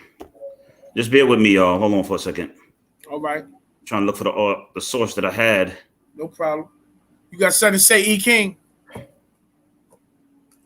Yeah, absolutely. That source, Yinon, can be first found in the Wise Man text. Yes. Right? And in the Wise Man scroll that came out in 97, he states that a variation of Yanun is Yinon, and Abjad, or the gematria for Nun, is 50. This is what he states in the Wise Man scroll. Are you guys? Can you guys hear me clearly? We can hear you. We can hear you. And you said the Abjad and Abju, the Abjad and Abju, which is the number system that we have for the letters of the Arabic and the Nuwabic and Sabaic. Let's go. You said the number is 50. It's 50 for Yanun or Nun. Yeah, right? yeah. Mm-hmm. And so the hint here is that it's pronounced Yinon in other sources. That's what he states in the Wise Man scroll. So we find the term Yinon mentioned in Psalms 72, 11, and 19. As a particular source of salvation that will come and deliver the captives. Right? And in Psalm 72, 19 and 11, Yinan is said to be older than the sun, moon, and stars. God Mhm. damn. Yes. Right? So when we put that in context, God in the old Sabiic literature, which we will reveal shortly, God exists outside of our space, matter, and time. Schmat. Right? Mm-hmm. And so when the question comes up, space, matter, and time is mentioned in old Sabiic records, absolutely. Mm. And they explain God as existing outside of space, matter, and time. Now we would call that in the realm of astronomy, our particular universe, right? Our universe has its own space, its own matter, and its own time. That trium is interdependent, right? Like sort of like when you get into electrical theory, voltage, resistance, and current are all interdependent, That's right. right? And that's how it behaves. That's how space, matter, and time behaves. It's interdependent, right? Now, a good rabbi, I won't reveal his name right now, but a good rabbi in the 12th century knew that space and time was interdependent Mm, mm, mm, 1,000 years before Einstein. Damn. Right? 1,000 years before Einstein. Right. And this particular rabbi, he had his hands on the Sabiic records. So going back to the original point, this Yanun or this Yinan in the book of Psalms is said to be older than the sun, moon, and stars because he came from a place outside of our universe. You Right? talking out formation, beloved. Right, exactly. You talking that type of talk. So the question might come up. The question comes up, hey, you're now saying that the Jews of Spain and France and Germany, Sephardic cousins. yeah, right. They know who this being is. Absolutely. They know him. You're now Yes. stating we are stating that Yinan exists outside of our space time, meaning that he's an extraterrestrial. Then we would have to then conclude that the Jews spoke on extraterrestrialism 1,000 years ago. 1,000 years ago. 1,000 years ago, and you will find that in the Zohar, the Yokut Shamuni, and within excuse me, brother Imre. What's the source? That's Idarim. That's Idarim and the Talmud. The Idarim 72. I'm not sure where the Talmudic source is for Yanun, but I'm just because I'm reading it. Mm-hmm. I'm looking for in the group. I'm looking for it, but in the text, because I know they wanted to hear the text. I just wanted to mention it real quick before we move on. Yo, how we have these sources for these ancient beings outside of space, matter, and time in the Talmudic sources, and we don't have none of the Hebrew Israelite brothers and camps manifesting because they're students. This is their way of life, and they're studying this on a regular basis. They're coming across it. Why are they not addressing? Because many of them don't have the knowledge of it. They simply just don't know because they're not as avid in the scriptures as far as the language is concerned. And and to add on what Asar Nun Atum just stated, our good brothers in Germany and in Russia and in Spain, Sephardim and the Ashkenazi, I mean, let's be honest, they have 1,000+ years of literature. Mm-hmm. Right? They have 1,000+ years of rabbis that maintain their culture in different countries. So a rabbi would have been versed in all of these particular literatures and in the tradition. And our good brothers over here who are Hebrew Israelites, they don't have that same continuity of literature. So they wouldn't know what the Yalkut Shamuni is. They wouldn't know what the Zohar is, right? And once again, the Yalkut Shamuni hasn't even been translated into English. So it's 7 volumes of pure Hebrew. Yep.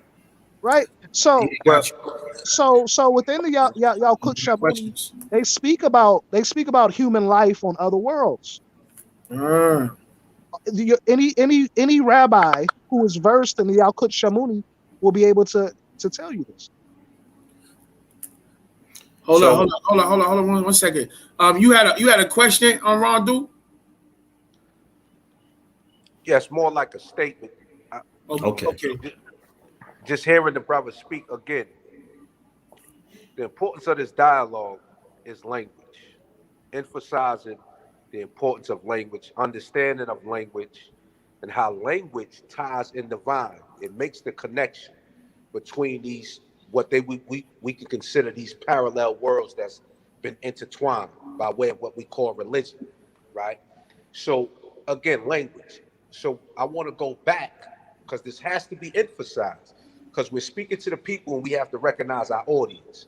Many of our audience, as we know, do not understand language. Yes. So they hear terms like Mikael, Melchizedek, or Melchizedek, depending on the way you want to pronounce it, right? Yanan, Yanun, Yananin. They hear these terms, and it's not really registering to them because they don't understand the science of language. So they think that you're speaking on different doctrines, or actually, in this sense, I'll use the term religion. They think that you're talking and speaking on different individuals. One thing I want to say about the matter is, first and foremost, we have to understand that these are titles and not actually names. Exactly. For one, That's real. right? Which shows a position, because we have to be able to tie in the vine, right? So one of the ways that we can be able to recognize who this individual was during this time and space, or time and event where these things was happening, based off their actions, the things that they did, and how they were being described by the people of their day and time. That's one aspect, right? That's just one aspect. But again, the language.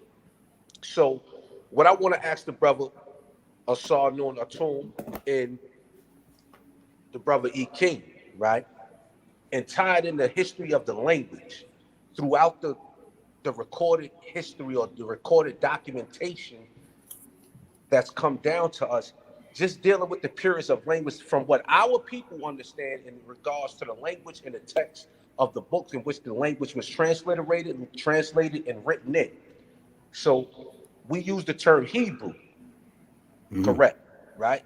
But we know, as the master teacher taught us, what Hebrew really is. Most people who they're not aware of the fact that Hebrew, or what we call Hebrew today, or modern Hebrew, which is more correctly would be termed, right? The modern Hebrew, or what is called Yiddish. So most people are not even reading the Hebrew text, first and foremost, right? Then he took us into the Greek, which is the Latin Greek that the languages or the scriptures were transliterated and translated into. Here's another key, right? So now this is where the term Mikael. Notice the translation from Melchizedek, Mikael, because Melchizedek and Mikael is actually one and the same. But if you don't understand language, which language defines culture, it defines the reasoning and practicality of a people and what they did and what they identified with, right? Whether it be your God, whether it be your traditions, whether it be your cultures, it's all defined through language. So if we look at the word Mikael, right, we know and understand that many of the words in the Bible that has been translated over to us, or what we come to understand, we call it English. But in reality, we know that that's not English. So for one, we have to identify what language or what dialect is the term Mikael or Michael being used to be able to correlate and show the connection between Mikael or Michael and Melchizedek. Are these the same two individuals by way of language? Does this word Michael, or does the word translation of Michael or Melchizedek translates back over into the Greek Latin in the form of what they call in the Hebrew, which we know that it was actually dealing with the Canaanite dialects. Now we're back into the Aramaic, right? Or the Syriac, or the Syriac, correct? So when we see this, now we're able to put together, or put the puzzle together, that, okay, this is actually the same individual, because the language in and of itself shows forth and proof. Just as the brother showing proof by way of the documents or the historical facts that we have that has been uncovered, as they would say, or discovered in their terms, that they're using now to confirm the history of the past in relation to those people, places, and things of the Bible. So one thing our people have to understand in how the scriptures was written and how the scriptures was being translated by way of languages and dialects of languages. So if you didn't know that Mikael and Melchizedek was one and the same, the reason why is because you got lost in the translation of the dialect by way of the language or via the language.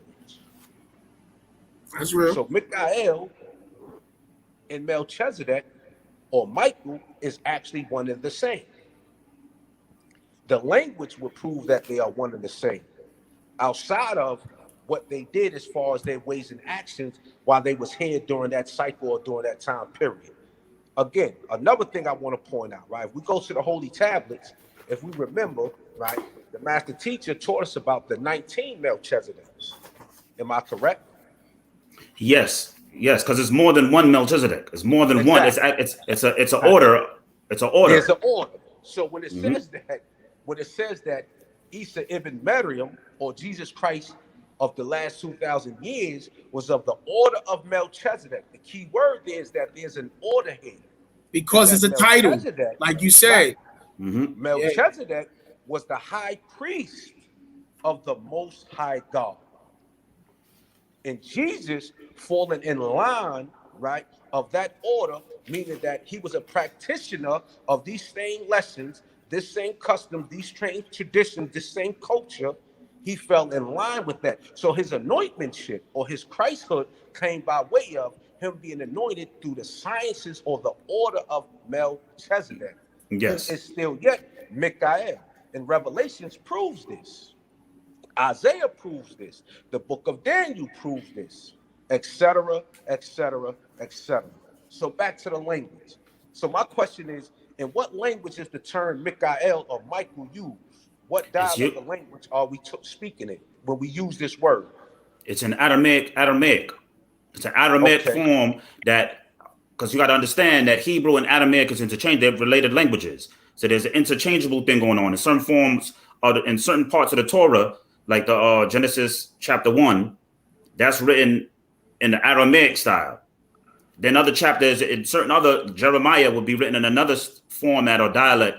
So you have various dialects within the so-called Hebrew language. So Mikael, when you say ma means to, in the ancient language, ma means to be like something, to come, or it's actually a question. Who? What? Like what? Who? What?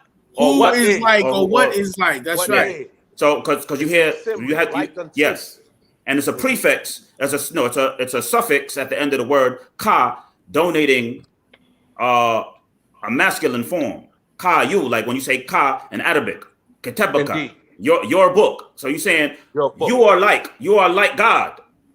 It's a question though. Are you like God? Right? And we know that Hebrew and Aramaic are children languages of an older form that came from the Cushitic languages of East Africa.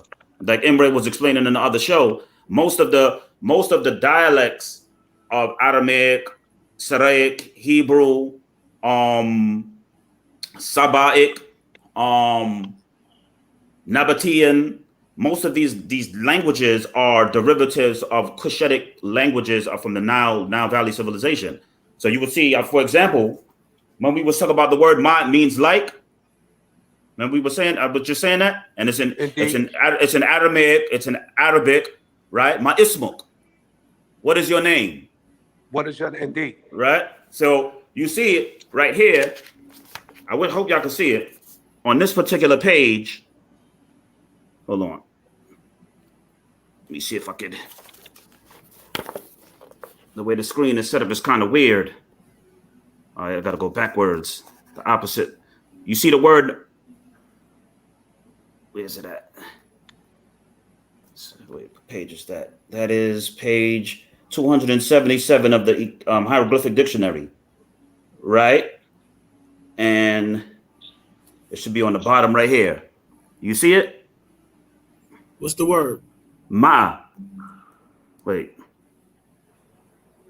Go up a little bit. Matt. Hold on. Gotta go backwards. Go down. Go down. Go down. You see Ma? Hold on. I gotta learn how to share, man. Now let's just read it, God. Don't worry about it. Look, right here. It's right there. You say my eye? We can't No, not my eye. It's right here. On this page. I see it. Yeah. Right? No, listen, look. There, go right there. Okay. You see Ma, right? What does it say? The words is blurry. I can't make it out.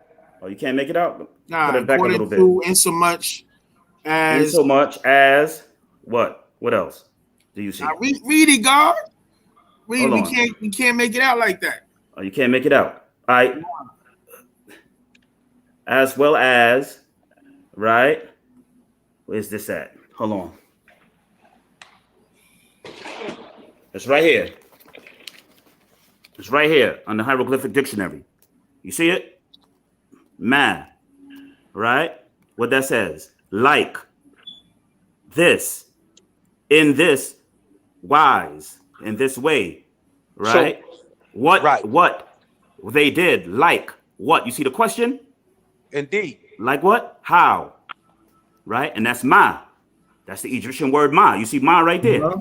That lets you know that these are actually Egyptian. These are actually formats of Egyptian languages or ancient Kushite languages from that traveled into these lands, and they speak dialects of this African language.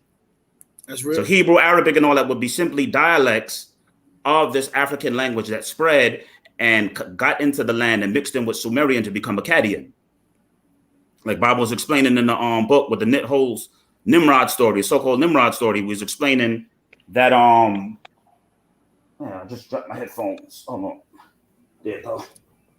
Yeah, he was explaining in the text that Akkadian was the beginning of the spell. He was saying that in the book and in updates as well. Actual fact. So you see that this language was actually a language that came out of Africa, and the scripts were nothing more than pictogrammic forms that changed over time and became letters. That they became the images became the harafat. But you got to remember, the language existed before the script. Yes, spoken before written. Yes, absolutely. But let me read something to the brother. This is from the Bridge of Salvation. I'm gonna start really page 2 because Bible, these new books he cut the chase. No chases on them. So the tribes of the Wabanaki, the Wapanui, Munwapu, Yamasi, Anasazi, Musbatu, Sabaeans were all the same, originating from Napata in Africa, from Ghana's Iwu tribe, Akan clan, and Liberia's Bassa tribe, as well as others found today in what is called Africa and Mongoloid tribe of Mazdan or Sudan. Yet now unite all these into one people as the Musbatu Sabaeans of WU-SABAT and save the children. Bridge to your salvation. I am a triune being, triune in one being, united in Trinity, indivisible as an incarnate deity. I am Yanun, Yanin, Yanun, Ningizida Melchizedek. I am Isa al-Hadi al-Mahdi al-Qadir. I am Malachi Z. Kabino York Okran, Dr. York. I was known as Jehutwi, Tahudi, Thoth. I was known as Amun Nabab Re'e Akakpata, Amunubi Re'akta, Amunubi Ruakta. I exist from eternity to infinity. I am with you always. This is your salvation. Pataruk, the way. Pasawab, the truth. WU-SABAT, Pataklus, the salvation. I, Pamunbab Yanun, the master Yanun, am the salvager of my people and all others who are willing to accept these actual facts. WU-SABAT.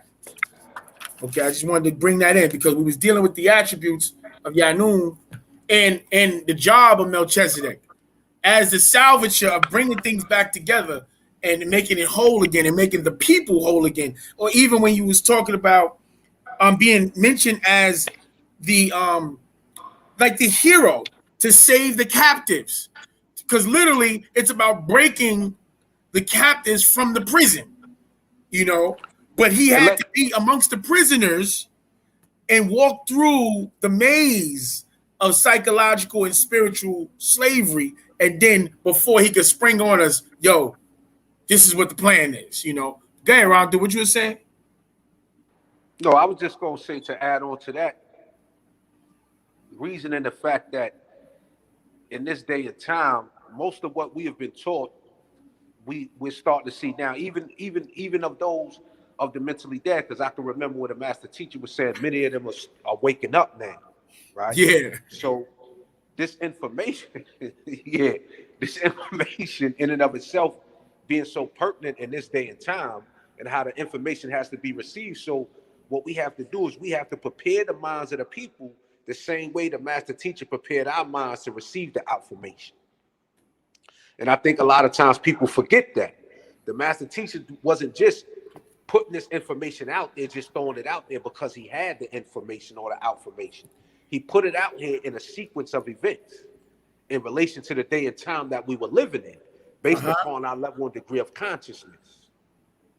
Okay. Right? But what's happening, unfortunately now, but yet fortunate in many ways, is that we are at an ending of one cycle in the beginning and the transition of another. And the outformation or the information, or that which is accepted as, commonly accepted as information, or the information that's needed now, is WU-SABAT. That's the time we in. That's right. Because it's the only information that would allow you to go back, reanalyze, because we have to reanalyze in how the information was taught to us through miseducation. So now we have to go back, reanalyze it with the nine mind of the Sabaean to fully get an understanding now. That's real. That's real. That's the realest. You see, a lot of people don't understand this transition that Baba has took us through. People are confused in the name Very change, confused. and it's Very all the same. Because to them, for many of them, he was on this. They was on this and that day in time. They was on this and that day in time. And the reason being is because they don't understand the science of themselves, meaning they don't understand their culture of WU-SABAT. This is how it's always been. We've always worked through what we call that circle, that SMAT, right? Space, matter, and time. Our ancestors documented in the very book that the God got right now, right? I don't know which book is that actually, Asar Noon Atom. Oh, the which one? I was reading from several books. The hieroglyphic book. Oh, that's the E.A. Wallace Budge Egyptian Hieroglyphic Dictionary. Okay. Well, in that book, it actually speaks about the SMAT circle, or the cycles that we go through, because it speaks about the time of Ray or Ra, who we pronounce as Ray, and it also speaks about his arch nemesis, right? And the cycle which is arch nemesis, who we know as a prophet, a man, right? It's Satan, dragon, beast, devil, shaitan, whichever dialect or language or religion that you may be coming from, all being the same entity, the same force, six ether force. But Ra or Ray's open enemy has a cycle in which it ruled. And it was called time of impotence, in which it produced children of impotence.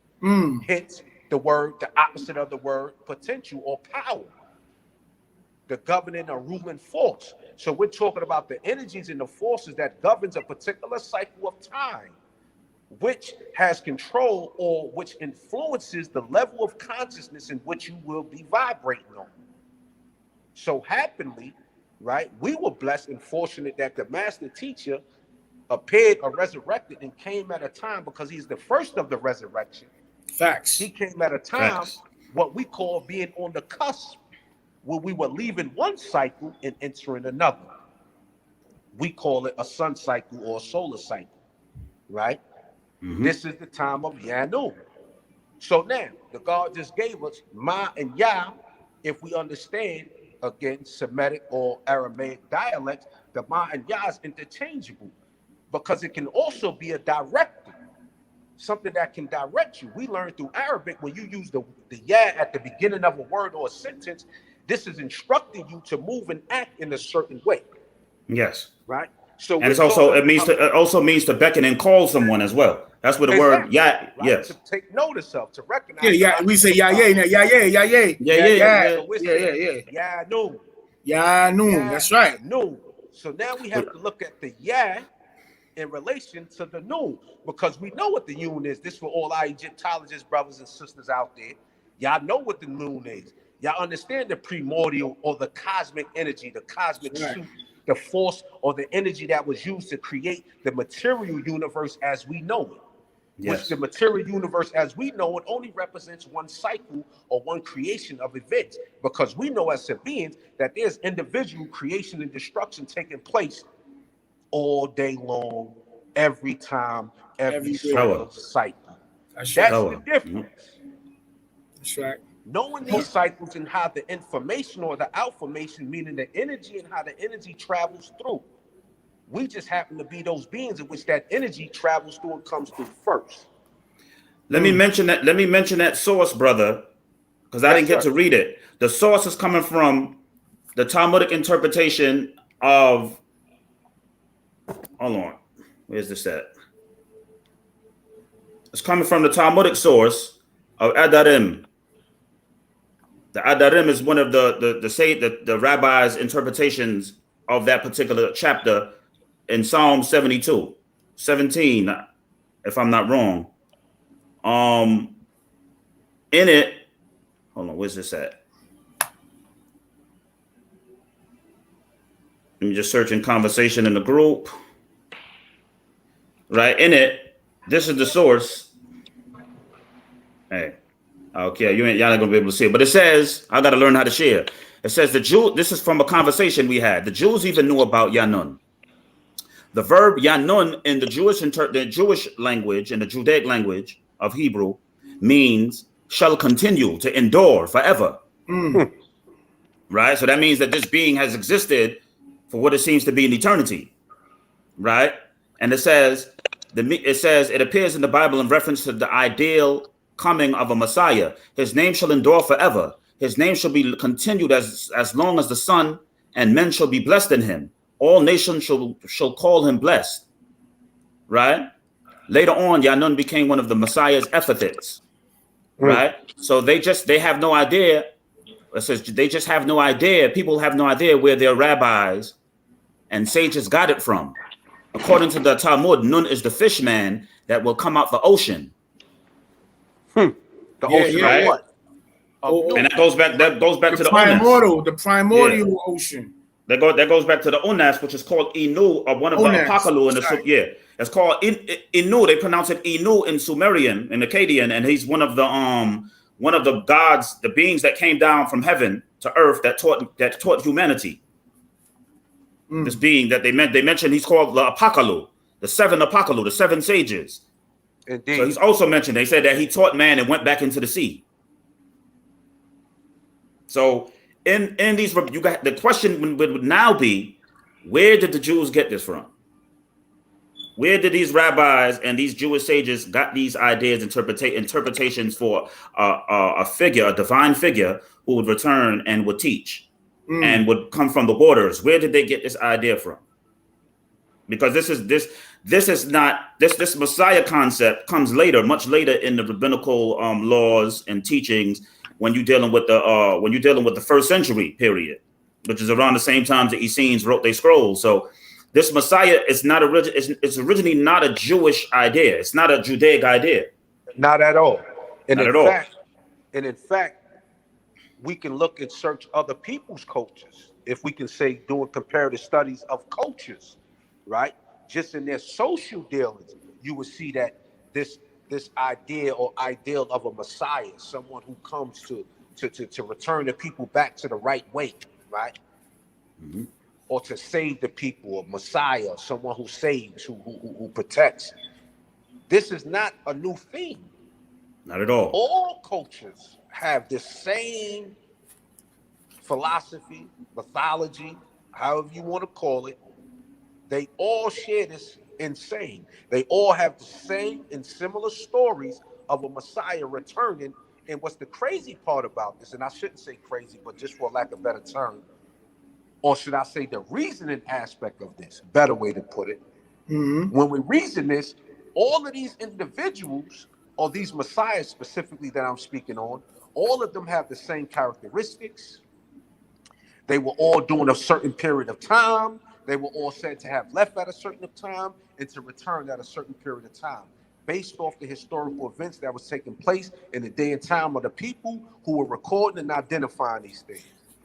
So we don't call these coincidences. What we call is recorded, documented history, starting from word of mouth, being passed down through traditions, and later on being written about from those of afar, specifically those of, you know, the Makasu race. That's right. When they began to start striving to write themselves into history and started stealing the identity of the culture of peoples who were already here, starting with, obviously, the African race of people, or the Sabaeans, properly known. So we have to go back and we have to start doing and using the techniques and the skills that the master teacher gave us, because through all of his scrolls, he always gave us something to compare one thing to another, to show us that, okay, there's a path in order for you, because he always taught us what he said. Don't believe me, check it out. Check it out. Don't just take what I say for face value. We learned that we don't take anything. We don't accept anything, especially our people, for face value. No doubt.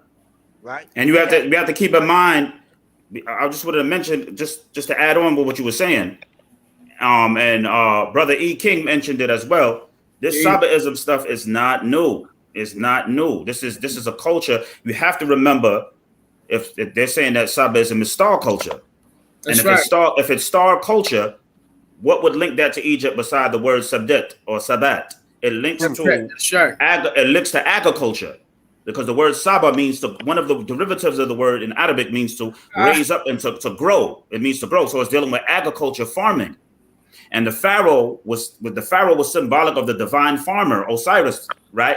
The pharaoh is a personification of Azar. Right. The crook and the flail is the two tools for shepherding and flicking the grain, right?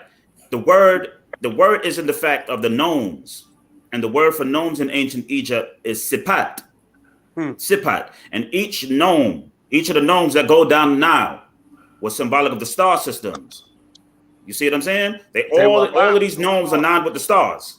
Indeed. The celestial nine. So Saba is not one place. Saba was wherever we grew, our agricultural center. That's right. Yes. That's right. It's agricultural center. Because it is a culture. It is not something that's stagnant. It is not something that starts and begins and ends in one place in time. It's a continuous thing. Well, it's what we call. Okay. No, I don't.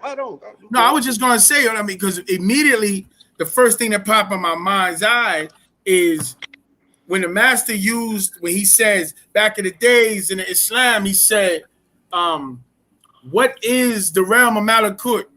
The realm of Malakut is the realm of the angels. And he said, where is Malakut?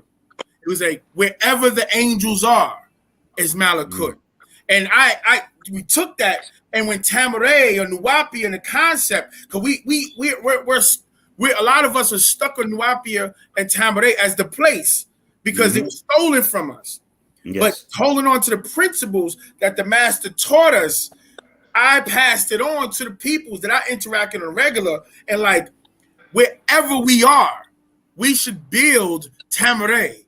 Wherever we are is Nuapia. Wherever we are is Tamaray. You know, and we have to get into the mind state that we carry the culture, we carry this in us, and wherever we go, we rebuild it around us.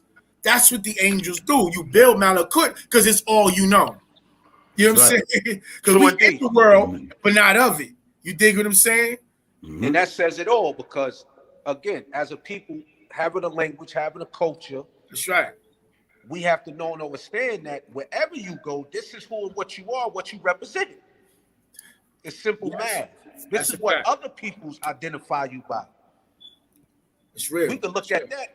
If you a brother from New York and you come in contact with a brother from another place, let's say a brother from Cali or South Carolina, North Carolina, wherever you may be from, we understand Asabia. We understand nationalism, right? We know this to be clear. The first thing, oh, where you from? Oh, you from such and such. The first thing we start to do is we start to do what? We start to analyze and compare them to ourselves.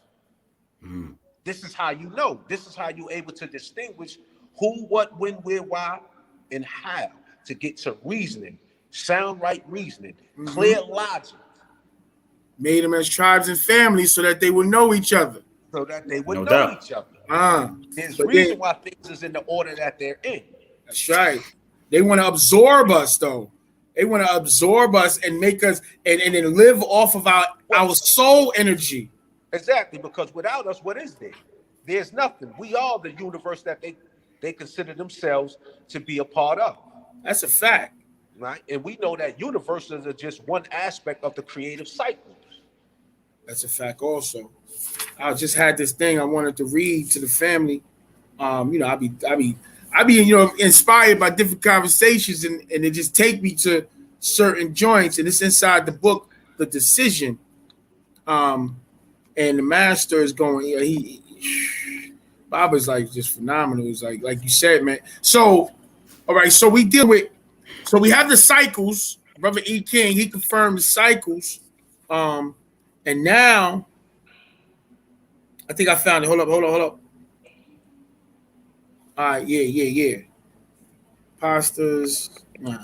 No, that's not it. Yeah, so now, and then we got Yanun, right? So is it safe to say with those things that just been put out that the doctrine that we call now WU-SABAT, WU-NUWAP, was being taught those thousands of years ago, was being taught by the ancients? Tour. That's a fact. Hold up. Before you go on, God, I'm going to look at one thing. This is for this is for the Egyptologists. Excuse me. Not right now. Excuse me. You have to close it. Sorry, brother. The word Saba in the Middle Ninta means teacher. Teachings. Saba. Teachings, indeed. Saba. This is what I wanted to say, right? We know that under Egyptology, right? In the teachings of Egyptology, we know that they break it down in 3 stages, right? They have the stellar. We here, God. The solar and the lunar. These are facts, right? They have the stellar, the solar, and the lunar. They say that the stellar, right? The age of the stellar count and how they recorded history and time, people, places, and things, events, which they call history today. They say that this is the older age and how we dealt with time and events, or how we dealt with the smart. So you have the first stellar, right? A school of thought with Sabat, right? Or the Sabian, the Sabat. So this shows you that this is more ancient than even what they consider to be the solar cultural philosophies and teachings or theologies. You trying to go go with the lunar. Yeah, go ahead. Overstand. Go ahead. So again, these are something that they themselves accept and identify with. So if this is true, if this is true, and we're dealing with a stellar, we all should know that stellar means stars, star systems. We understand that our ancestors always connected and dealt with the stars. Hence, we can look at the 3 pyramids, right? Which they call, the 3 pyramids of Giza. We know that these 3 pyramids are aligned with what? The 3 pyramids are aligned with the 3 stars. You know that. Anitak, Anilam, and Mentaka. What star system specifically? We going to the Orion star system. Nisad, and Misbat. Misbat. So this is right. Okay. So we understand that, and we know that men come from where? Sirius, and we just said in these terms. Orion. Orion. Men come from Orion. From Orion. And the women come from where? That's right. Messiah. So this is here's the stellar system that was being used during that cycle. Now it breaks down into the solar cycles, or what we may call the universal cycles, where we have these particular solar systems or suns being the governing and ruling forces in those entities and beings that were, what you would say, occupying that space. or Yes. that time and energy. Tawa. So now we're dealing with the solar aspects. As that breaks down, now we get the story of Tahuti. For those who don't know, Tahuti is Mikael, E is Melchizedek.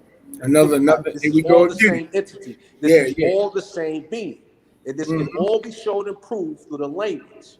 We're stressing and emphasizing the fact of our people having not been privy to the proper understanding of language. Well, being hypnotized by the English Masonic language of the Indeed.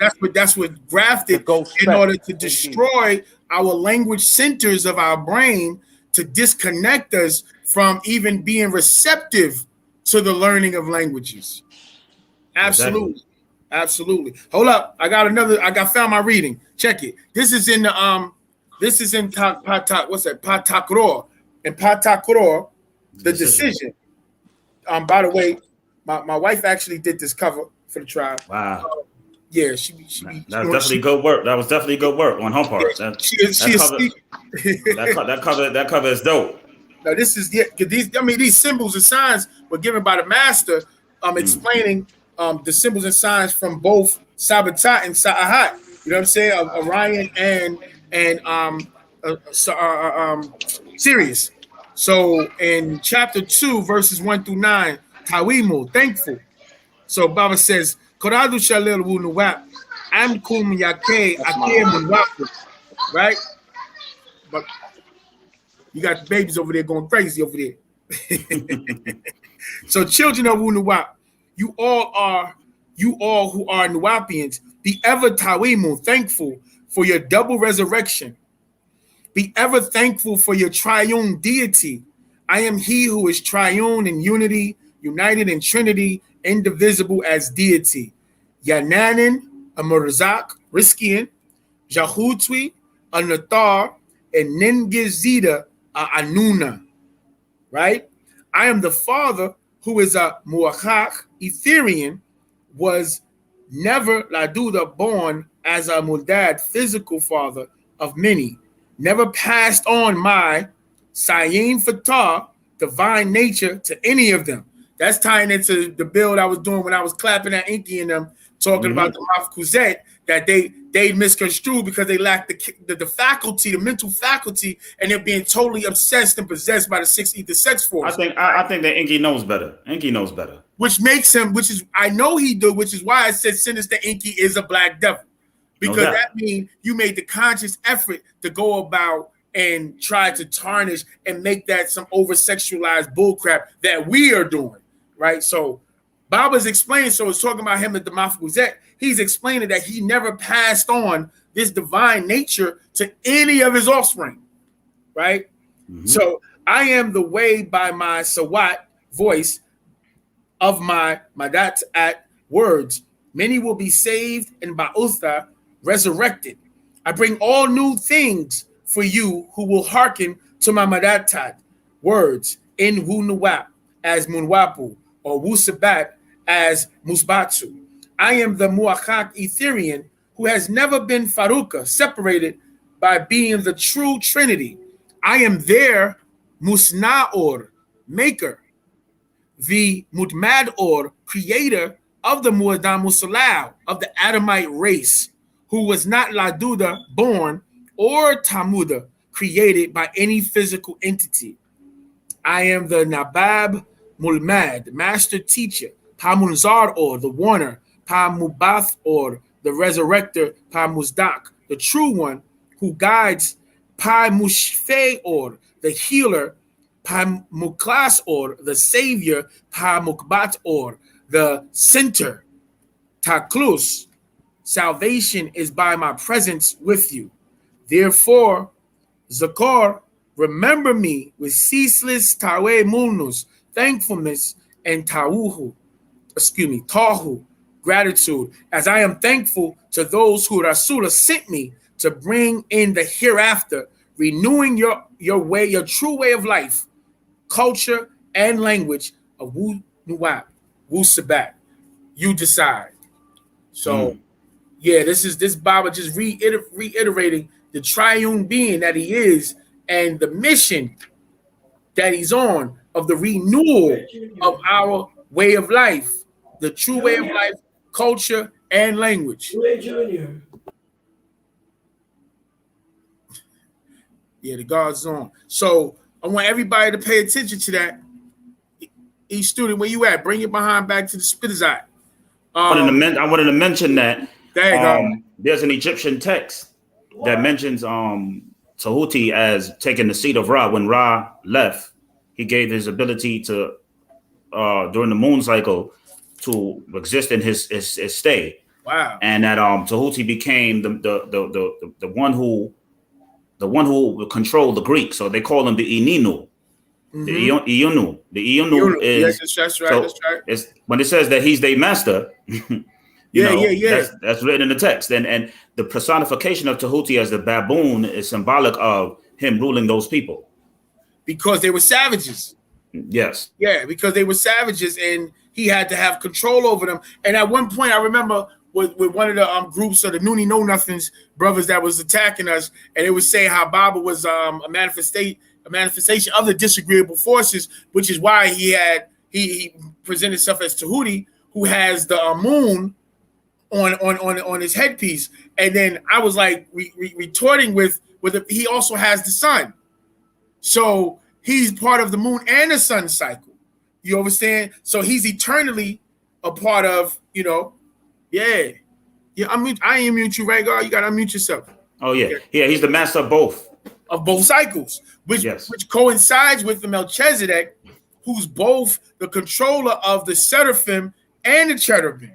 Yes, and one thing you didn't go into when you was talking about Melchizedek or Baba as Melchizedek in the Ancient of Days is Malachi, in the last book of Malachi, talking about the basically the leader, the Lord of the hosts, because Malachi, when we were taught through the older doctrines that Malachi is his book. So when we talk about Revelations with him making an appearance and people misconstruing him being Jesus or the Messiah, but the focus on the idea that the last book of the Old Testament, Malachi, is that being's book and him walking people through what was taking place and why he came. Because he mentioned Elijah, the messenger, and he said, I was sent Elijah, the messenger, to turn the hearts of the fathers to the sons and hearts of sons to the fathers. If it doesn't work, then he will come, the Lord of hosts will come and smite the earth. And since the master's been here, what has been happening is the concepts of our reality has been smitten and destroyed, level by level, veil by veil, concept by concept. This fake world, this simulated reality has been destroyed, starting with the monotheistic religions, walking us through them and then walking us out of them, which apparently is the historic methodology of the ancient Sabaeans. This is how they taught, because they had to take us out of hostile environments, but we had to be spooks that sat behind the door because we would get destroyed, because the cycle wasn't in our favor. So we had to move in a cloak and dagger type of movement until we were safe due to the universal forces saying that it's your time. You understand? How else would he be able to elaborate and explain something that's not known? You have to start with what people understand and what they know relative to what their beliefs are. They have no idea of a Sabat or Noak, Wunoak. They have no idea of these terms. So he had to give them he had to come amongst these people to the point where he would understand that the dialogue and break down the teachings of what they say is the histories. He had to be able to elaborate on and start with what people understood. So people who have a misconception of him trying to be a charlatan and be this and that, no, he is that, because he's the master of all those schools. He is that. He is a rabbi, a rabboni. He is a sheikh, an elder, a master elder. He is all those things. But inclusive to that, he pre-existed before that. So thus, his code, the culture, and the information that he understands from his perspective is older. You see what I'm saying? Yeah, definitely.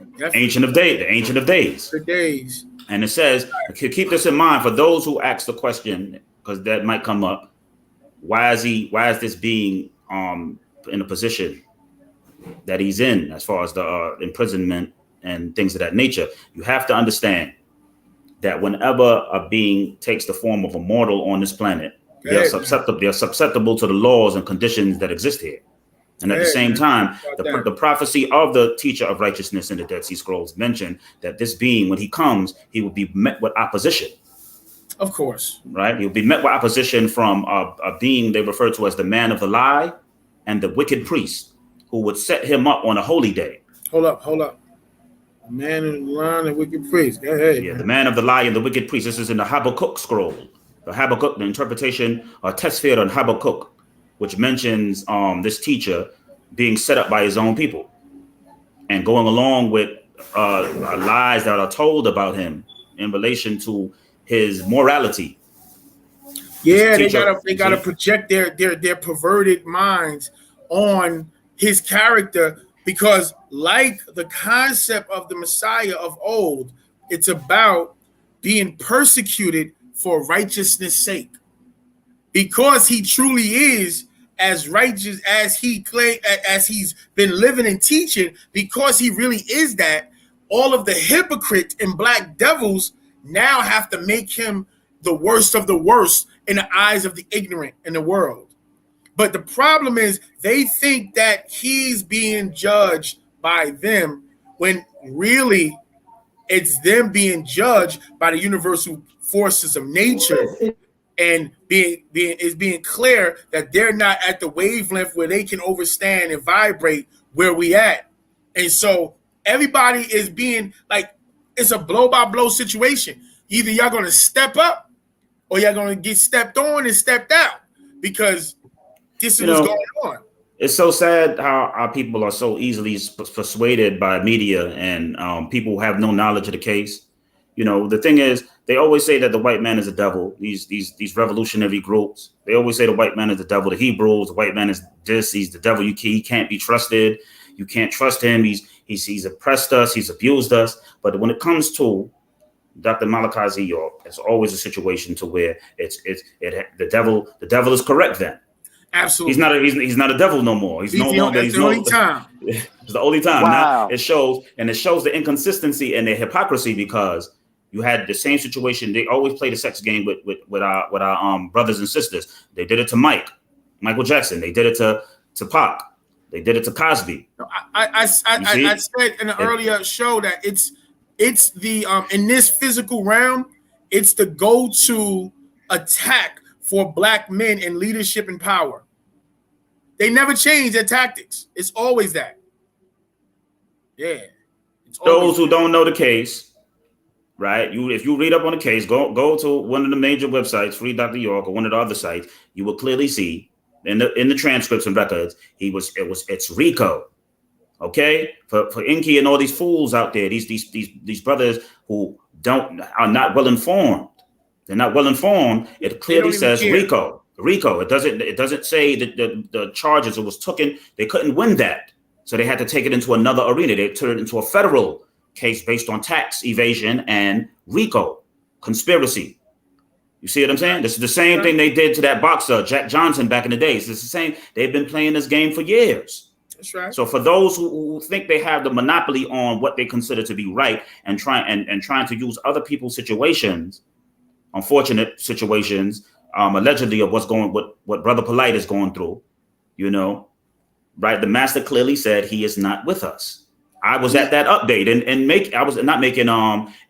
on Covington Highway. I was there at that update when the letter was read. He is not with us. He went his own way. The master never publicly charaded his woman in to be inappropriate. He never taught that. He taught modesty and dress. He never put money out on beds and worshiped money. So stop comparing other people that have made major mistakes in their life and that were a part of us at one time and moved on. It's a great message. You're doing a great disrespect and being very dishonest. You're playing with people's lives. Okay. You're playing with people's lives. If you're not going to tell the truth and the facts, don't say anything at all, because karma does work. It is real. It will come back to you, whether you accept it or not. That's real. You're playing with people's lives. That man has built communities, taught classes to children, built for years, sacrificed his life. They try to kill him. The Arabs try to kill this man, right? All for the people. All he did it all for his people. All for the people. And I sat there and I was there at the event, some of the events that occurred before they arrested him. I was there in Georgia at the time when all these things occurred. You people who have a misconception and take this as a joke, you have no idea what's going on. You have no idea about this plot. Like I said, I'm glad you ended up with plot, because I reiterate it all the time. This is the biggest COINTELPRO operation that has taken place in our history, in our story. No doubt. This is it's on an international, I like intergalactic, interdimensional, but it's okay. That's too much for people. So it's the international level, and so many different people are a part of it at different stages. He was a threat to their system. He was a threat, man. You know. But if that's the case, if that's how you know when someone is a threat and they're making changes. No disrespect to Farrakhan, he ain't in jail. Right? There's nothing on him, right? Why? Because he's going with he's going to the status quo. No comment. No disrespect to our brother. No comment. But you got to look at these leaders. A lot of these leaders are not. They're not in a position that at this time and time. He's not a threat because he don't have the right information anyway. He never have it. Yeah, that's a fact. He don't even teach what the messenger taught. So definitely not. So and you next judge 2-3 years. Next 2-3 years, them brothers are being Jalabians. How long ago we left Jalabians? I broke down. Yes, Baba said 99. I mean, he said we got it on tape. He said 99. The brothers from the Nation of Islam was bringing the holy tablets to Farrakhan and said the Book of Lamb is out. Farrakhan said that's not it. Before the year 2000 come in, I'm gonna introduce the Book of Lamb. Baba said we got it on tape. He said we got it on tape. And then in 2000, what he introduced? He introduced a prayer book to show him how to make proper prayer book. An audio prayer book. So it's audio and it come with a book showing something they should already knew. So he went against Elijah. Of course. And now even insult to injury, he actually referred to Elijah's teachings as baby teachings. You got to get a baby something until they're able to understand, basically implying that us Negroes over here was slower than the Arabs, so he had to give us baby stuff before we were able to mature and accept real Islam, as he said. Yeah, he totally disrespected Elijah. Yeah, totally went against the teachings and all that. Because in the doctrine, when you get it, he made that change in the theology of time. When you read the theology of time, he tells you about he stopped dealing with the Farad coming back stuff. He was like, there's gonna be somebody from the east. Well, right, his name is gonna be Mahdi. When he comes, he's gonna have all that information for you. He's gonna speak all the languages. Did he use the word Mahdi in the theology of time? He used it in the message to the black man, but he used it in reference to the coming of an individual the next person outside of Farad. That's right. How ironic is the old man's last name, El Mahdi? And he comes from the original Mahdi. Exactly. And what's so ironic is that this Mahdi, Muhammad Ahmed El Mahdi, to be exact, he said that his position as El Mahdi, the guide, was chosen by a Hadrat, which is a council of beings or sages and beings from the other realm. And this council is referred to as Hadrat al-Nabawiyah. Hadrat al-Nabawiyah. Nabawiyah, Nawab. Hold on. Hold up. That's more breaking news information. Hold up. That's breaking. You may need to say that Slow again. that down. And gunshot mean rewind. Lick shot mean fast forward. Gunshot. Rewind that. Now, you need the sound effects. Yeah, I know. Gunshot. So you're saying that the Mahdi said Where is this written at? Where's this one of the sayings? Is this in the Ratib? This is in the history of the Sudanese Mahdi. Hold on, I'm gonna find the source for you now. Have they ever read that? No, a lot of people are not familiar because this is Sufi, a lot of Sufi terminology and stuff like that, right? Which is something Nah, this is from away from in Islam. Facts. Yeah, because you know a lot of people don't recognize him as the true Mahdi. Yeah, because anytime it's a nigga involved, they gonna try to turn their head. But he's the only one who fits the bill. Like big. But let the I'm gonna let the Gog-Gadder continue with the so it says enlighten us on the truth of these matters. But it says on June 29th, this is the announcement of the Mahdi. On June 29th, on the 29th of June, 1881, Muhammad Ahmed claimed to be the Mahdi, so as to prepare the way for the second coming of the Prophet Isa, Jesus. In part, his claim was based on the status of prominent Sufi sheikhs with a large following in the Samaniya order and among the tribes in the area around Abba Island. Yet the idea of the Mahdi had been central to the belief in the Samaniya prior to the Muhammad Ahmed's pronouncement. The previous Samanida leader, Sheikh al-Qurashi Wad al-Zain, had asserted that the long-awaited Redeemer would come from the Samaniya line. According to Sheikh al-Qurashi, the Mahdi would make himself known through a number of signs, some established in the early period of Islam and recorded in the Hadith literature. Others had more distinctly local origin, such as the prediction that the Mahdi would ride the Sheikh's pony and erect a dome over his grave after his death.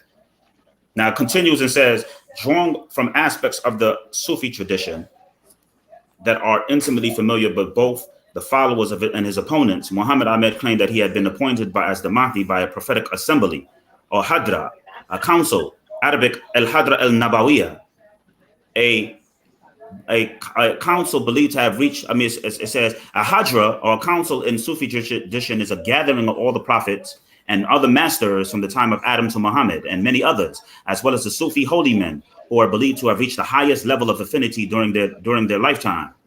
The Hadra is chaired by the Prophet Muhammad, or known as Sayyid al-Wajud. Remember, that's in our language. That's one of the terms that we use in WU-SABAT. And at his side are the seven Kubt, the most senior of whom are known as Gawath az-Zaman. The Hadra is also the source of a number of central beliefs about the Mahdi, including that he was created from the sacred light at the center of the Prophet's heart, and all living creatures had acknowledged him as the Mahdi since his birth. Right? This source is from, let me see.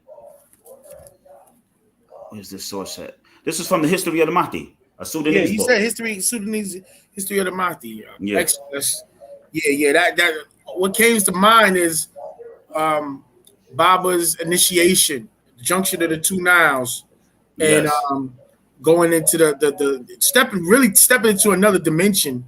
He went through the vortex. He went through the vortex. That's 1973.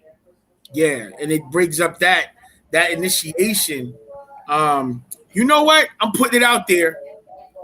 We need the animators, brothers that's into graphics and animation, to recreate that sequence, the initiation of the master, going out there looking for Mahmud, and then then meeting him at the junction of the two Niles without knowing that how he got there, and then his initiation when he ended up in the pyramid and the whole nine. You know what I'm saying? We need those things. Like I was looking to do. I started off a couple of times, but brothers are not consistent, and so I'm looking to put together stories throughout our doctrine, holy tablet stories, all different storylines that jump out and make animated versions of them. You know what I'm saying? Everything that we can draw, different lessons from, make animated versions of them and put them out there in the air. That'd be dope. That'd be phenomenal. But how did this old Muslim man know about the vortex? Was he truly a regular Orthodox Muslim? How did he know? When he told Baba to step, when he met Baba at the junction. You took Mahmud. Mahmud, yeah. How did he know? Well, remember, Baba explained that Mahmud was 3 parts of the meme. No doubt. There was. It No was doubt. like. It was. Was it like? What was the three me? It was Mahmoud, That's Ahmed in prophecy. Ahmed in prophecy. Muhammad when he was here, alive, and Mahmoud Ahmed in the after. end. That's right. Which also makes you want. There's a question there. Was Mahmoud? Was Ahmed? Was Mahmoud Muhammad? This is the incarnation, a reincarnation of the Prophet Muhammad. I know this goes, I know this goes over people head. A lot of people don't understand this, but how did this old man know about the vortex at Tuti? How did this old man know about that? That means that these societies, these secret societies that had knowledge of these ancient traditions and secrets, that was taught. It was taught for generations. Absolutely, absolutely. God body. I had built on the Mahdi before because I was showing what Baba was saying inside the kit. My brother, the extraterrestrial, how the Mahdi knew about the vortex into Sirius, like in Orion. Like he knew the doorway in the center star, Alitak, Alilamintaka, and how the center pyramid lined up with it. And when you look at the Mahdi symbol, the two pyramids, and it was the spear with the crescent that took the place of the middle pyramid and lined it up with the middle star. The Mahdi was a Sabaean. The Ansaru are keepers of the Sabaean doctrine. Yes. Which is why another reason why Baba married us into it, because he knew that they were still, and also why they separate from the rest of the Muslim world. Yes. They hold on to their cultures and the traditions of keeping it, even though a lot of them might not know it.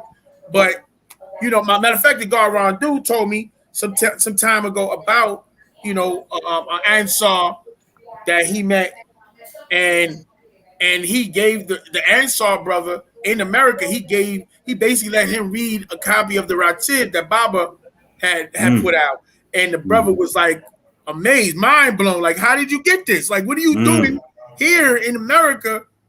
Giving it to me, like how you giving this to me when I'm born in Sudan, like because that's how on point the master was. Your master, he be saving us with all kinds of protections throughout our time. You know what I'm saying? Ron, you said you were saying you got a story to tell. Biggie Smalls the illest. Well, nah, you just touched bases on it. Okay, right? And with that story, but first, I think I want to say is that everything that the brothers is mentioning now can be found and researched, and again took it in as sound right reasoning. The main book or the topic of matter that we talk about now is the Ratib, or what we call the unshakable facts, translated as something that's unshakable. It's sound. Oh man, you should have told me to shut up if I was gonna blow it up. No. Well, I mean, we gonna segue straight into that. But I just want to point out the fact, to give the brothers and sisters who are listening the reference to where this information pertaining to the master teacher and his initiation, the junction of the two nows, the order which the master teacher said that Al-Mahdi was a part of, was called the Kalwatiya order. Right? Kalwatiya order, yeah. The Kalwatiya, right? So when we look up the Kalwatiya, the brother E King, if he would come back, he'd come back. He'd run the streets. Right, the brother expounds on that because the brother just mentioned that the Mahdi was part of an order, a council of individuals who were guiding him, right, in his mission. And if I heard correctly, the brother called it has something to do with the Nabawa or the Naba. Yeah, Nabawiya. Okay. Nabawiya. That's right. Tying that back into the Nawapu, right? Yes. Tying that back into Nawap or the Wapu, which goes back into the Sabine, right? Or the Noon. Hence, we still yet. So we haven't left that. I just we don't know where. Emphasizing and pointing these things out. The God just used the term dealing with prophets, right? And that great news. We know that there's a scripture or a surah in the Quran called the Naba, or the great news, right? Which now through language, we can show forth and prove that this term Naba, right, or the Nabu, those are the prophets of the great news, comes from the term Nuwapia, which is actually a place, which is actually a people, which is actually a culture, which has a language. Sure. Right? So we find these things all throughout history, all throughout the scriptures, all throughout documented history. One thing that the brother E always emphasizes is the fact that we got to keep in mind much of the information or information that's coming to us now is just now being transliterated or being translated into the English. Facts. In this day and time. Yeah, from Arabic. So much from of Arabic. what the master teaches, indeed. So from the Arabic text. So we have to, again, emphasize the fact of what our people have not been privy to as far as information by way of the stylistic and linguistic premises that has been placed upon us by way of the spell through religion. We were taught not to study language, not to emphasize the importance of language, proper pronunciation, and those things of the sort, right? So That's right. we find ourselves here now speaking on things that the people have no clue of, such as the Triad, in which the brother just broke down for us how the Mahdi was a part of this council, or this council who was guiding the Mahdi in his mission, being connected to this council of the Naba or the Nabur. Saying that they appointed him. The Basically, they appointed him. Yes. Yes. So because you have to understand that you got to understand that this word precedes Arabic. The word naba that's what I wanted to get to, God. I wanted you to go into that because again, we have to keep in mind we're talking about all this is coming about due to the fact of language. This was the whole basis of the conversation is how lost we have become by way of the spell that has been casted on us by way of the Makasu through their language, right? Through the Wiccanism. So if you can, God, just tie that back in so that they can see that this word, how it relates to Nuwabia, or the term Nuwabu, our culture as Sabaeans today, and how that word can be found and be looked up and show the connection, the correlation to. Well, the correlation is it has many meanings in the ancient languages, but insofar as being a messenger, insofar as a prophet that comes with a message of a prediction of the future, is dealing with a priest we call a Neb in ancient Egypt, and the Neb means master, but it also means all. The word neb or nub, NB, phonology or in the linguistics of the Middle Netta means all. It means all, everything. You see what I'm saying? And it was symbolic of the container that held the information. So the priest was symbolic of the bowl that had the water of life, the knowledge of life. And so he would pour what he had on his student. Which is look at the hieroglyphics. Yes, indeed. The symbol, the water, where you see the water wave being poured on the person who's the initiate, and that person was called. The word was called nawab, which means to pour forth, to pour out of yourself to someone. This is why you hear in the Bible things. Surely my cup runneth over. That's right. And goodness and mercy would surely be with me for the rest of my life, right? Because there's these analogies that are spoken of in these books, mostly in these I would say wisdom books. These texts are coming from Egyptian parallels that had the same context that were changed into the Hebraic concept. You see, so a lot of these things, when the priest was the Neb-U, the master, was the one that had because Neb means to receive. And to pour out. And indeed. Yes, and also it also means when you add the T in it, it means to grow, to plant something. That's what the word nabat means, to plant. That's why they say replace, because a farmer, what he does, he picks up the crops once they grow and he replants them for the next season. This he calls him a husband in the Bible. Yes, and that deals with the star. That goes back to the stars and the prophecies, because the stars, as above, so below. The stars are the plants in the Nun, in the celestial Nun. The suns, right? Yes, the suns are symbolic of how plants are grown on Earth, and they grow and they grow into vegetation for various purposes. The sun is the same. The sun is grown in dark matter, as the plants are grown in soil. You see? So the synonymous thing with the prophet is one who pours out and seeds a people. They plant a seed. You see? So these things left Africa, and then they became new. They gave it new meanings and new interpretations within the Semitic languages. That it Well, comes in from. fact, It comes. true indeed. In fact, not to cut your wisdom, all right. In No fact, in doubt. the scriptures, right? In the scriptures, Jesus actually uses the reference as God as being a farmer, does he not? Yes, he does. And how this farmer goes and he spreads his seeds out and he comes back to gather these seeds, The those tiller of the seeds that field. took root and grow of the field. He Teller. constantly uses these analogies in the scriptures. And we talking about the Yes. scripture that the master teachers taught us, right? When you want to know what Jesus said, read the red print, right? So when we read the red print and what he said, these are the analogies that he used to describe and define the characteristics of his father and the workings of his father.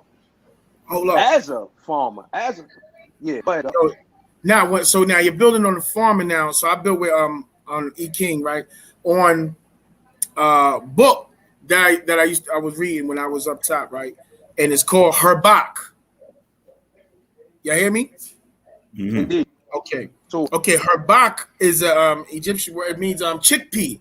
It's describing the dude's head. But anyway, Herbach is a story of a young boy in Egypt that was descended of farmers, but wanted to become an initiate to be in the priesthood, right?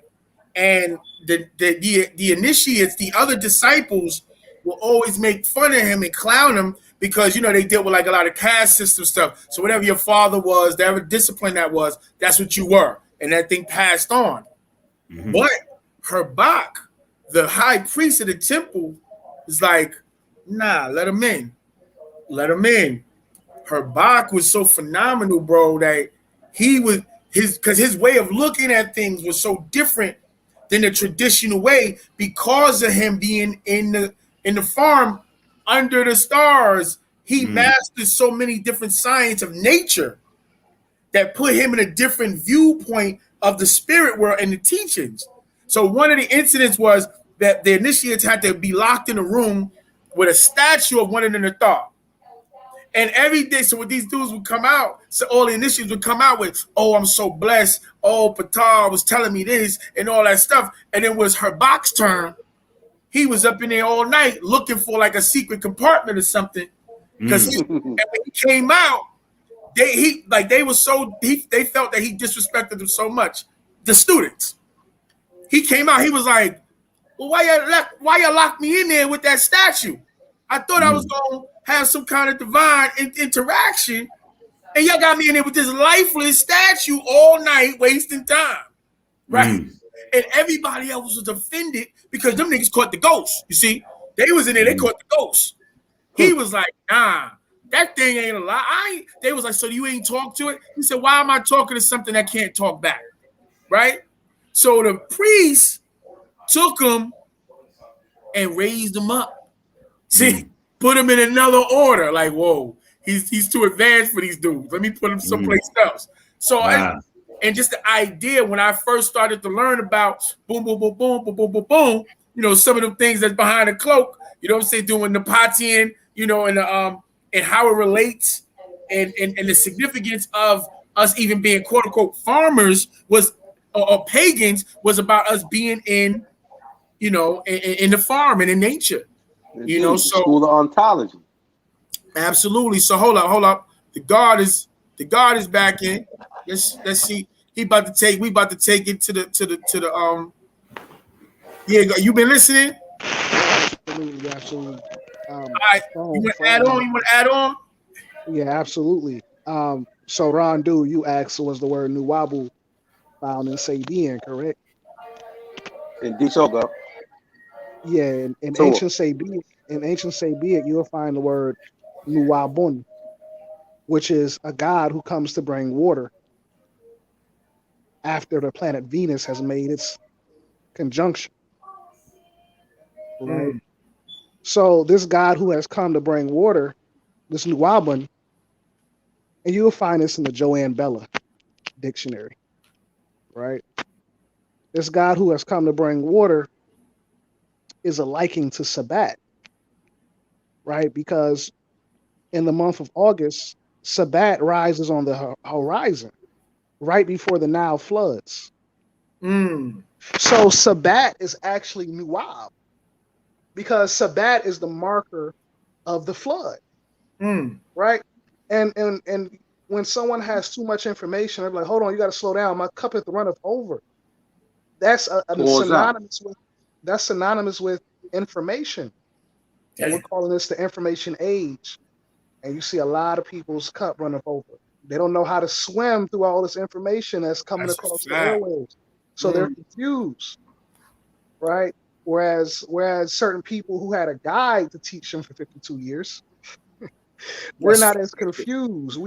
We're past the Anunnaki. We experienced that in 96, 97, 98.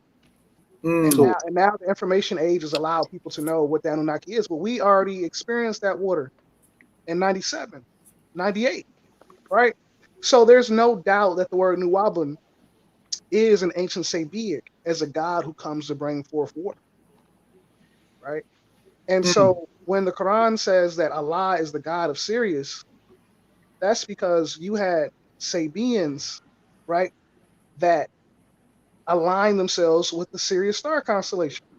You'll find this written in Sayyid al-Andalusi's book, Tabakat al-Umam, the categories of the nations. He mentions the Sabians that align themselves with Sirius. Then he mentions Sabians that align themselves with Andromeda. Then he mentions Sabians that align themselves with Orion. He named 7 different Sabian clans that align themselves with different star systems. Right? Whoa. Let me ask you this thing, dog. Let me ask this one question. Absolutely. Let me ask this question. Does this have anything to do with the cycle age? Yeah, absolutely. In relation to why they aligned themselves with these star systems? Absolutely. And if so, can you just go into that a little more? Absolutely. Now, we know that the word kafir has nothing to do with one who, colloquially, it means one who hides the truth. One who conceals, covers up. Right. Literally, it's literally used for farmers within ancient Sabiic. Right. And these ancient Sabians, they hid the truth from those who wanted to destroy it. So they got the word farmer, kafir, was used derogatorily for them. Because they were hiding the ancient Sabian records. Why else would the term farmer be used derogatorily? Everybody needs farmers, right? So why curse the kafir? Why curse the farmer? Because it was the Sabian farmers that were hiding the information, and they were waiting for the rain to come, right? If you continue to read Surah Al-Kafir, the rain of Allah comes and does what? It causes all crops to grow. Sprouting. So the very seeds that they hid will eventually be revealed when Allah comes in the end of days and brings his rain. Come on now, we gone. You understand? This is a very coveted secret amongst certain brotherhoods. Who the kafir was and why is the Quran using the word kafir? Right? And so if you ask any imam, why is the Quran using the term farmer? Why is a farmer derogatorily? Because the farmers were the last to accept Islam. Oh, really? Well, tell me about these books of the farmers that you never mentioned on BBC, Discovery Channel. Right? Tell me about these books that you never mentioned of these farmers that talk about a whole different way of life that predated Islam. Ooh, put that down. Hey, shout out to Tay.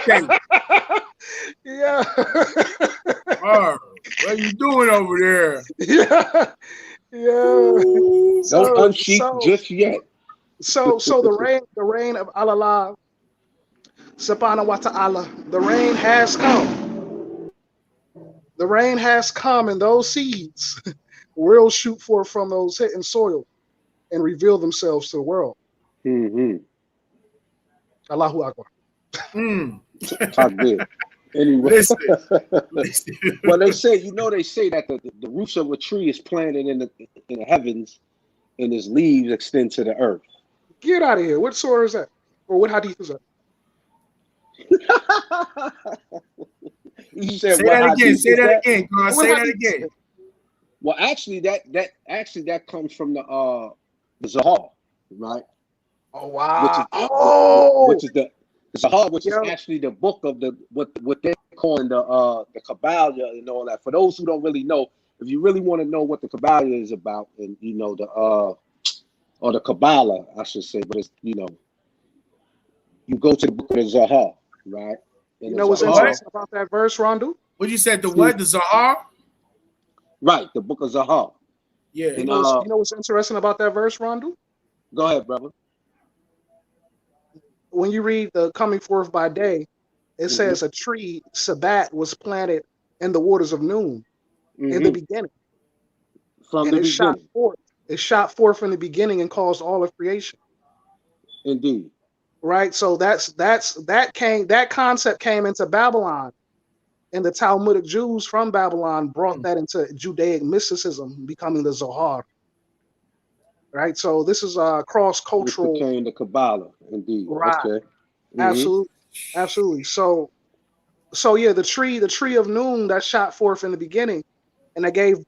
The reason why this is so even relevant today is because Neil deGrasse, he explains the cosmos as a seeding of a garden in terms of life coming from other universes and crashing down into other planets. Panspermia. That's right. Panspermia, indeed. Right. That's spoken Right. of in Patarak. What is that?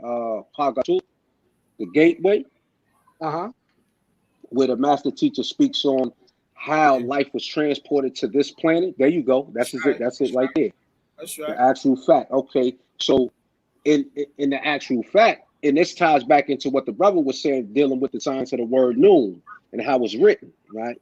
And how it's written as something that's holding something of water, as we would say water. And we know that this water is being the noon, and the noon being the cosmic life force that animates the universe, or that starts to, the transition of things that grow within the universe. So yeah, but go ahead, add on, E. That's crazy. Yeah, where you going?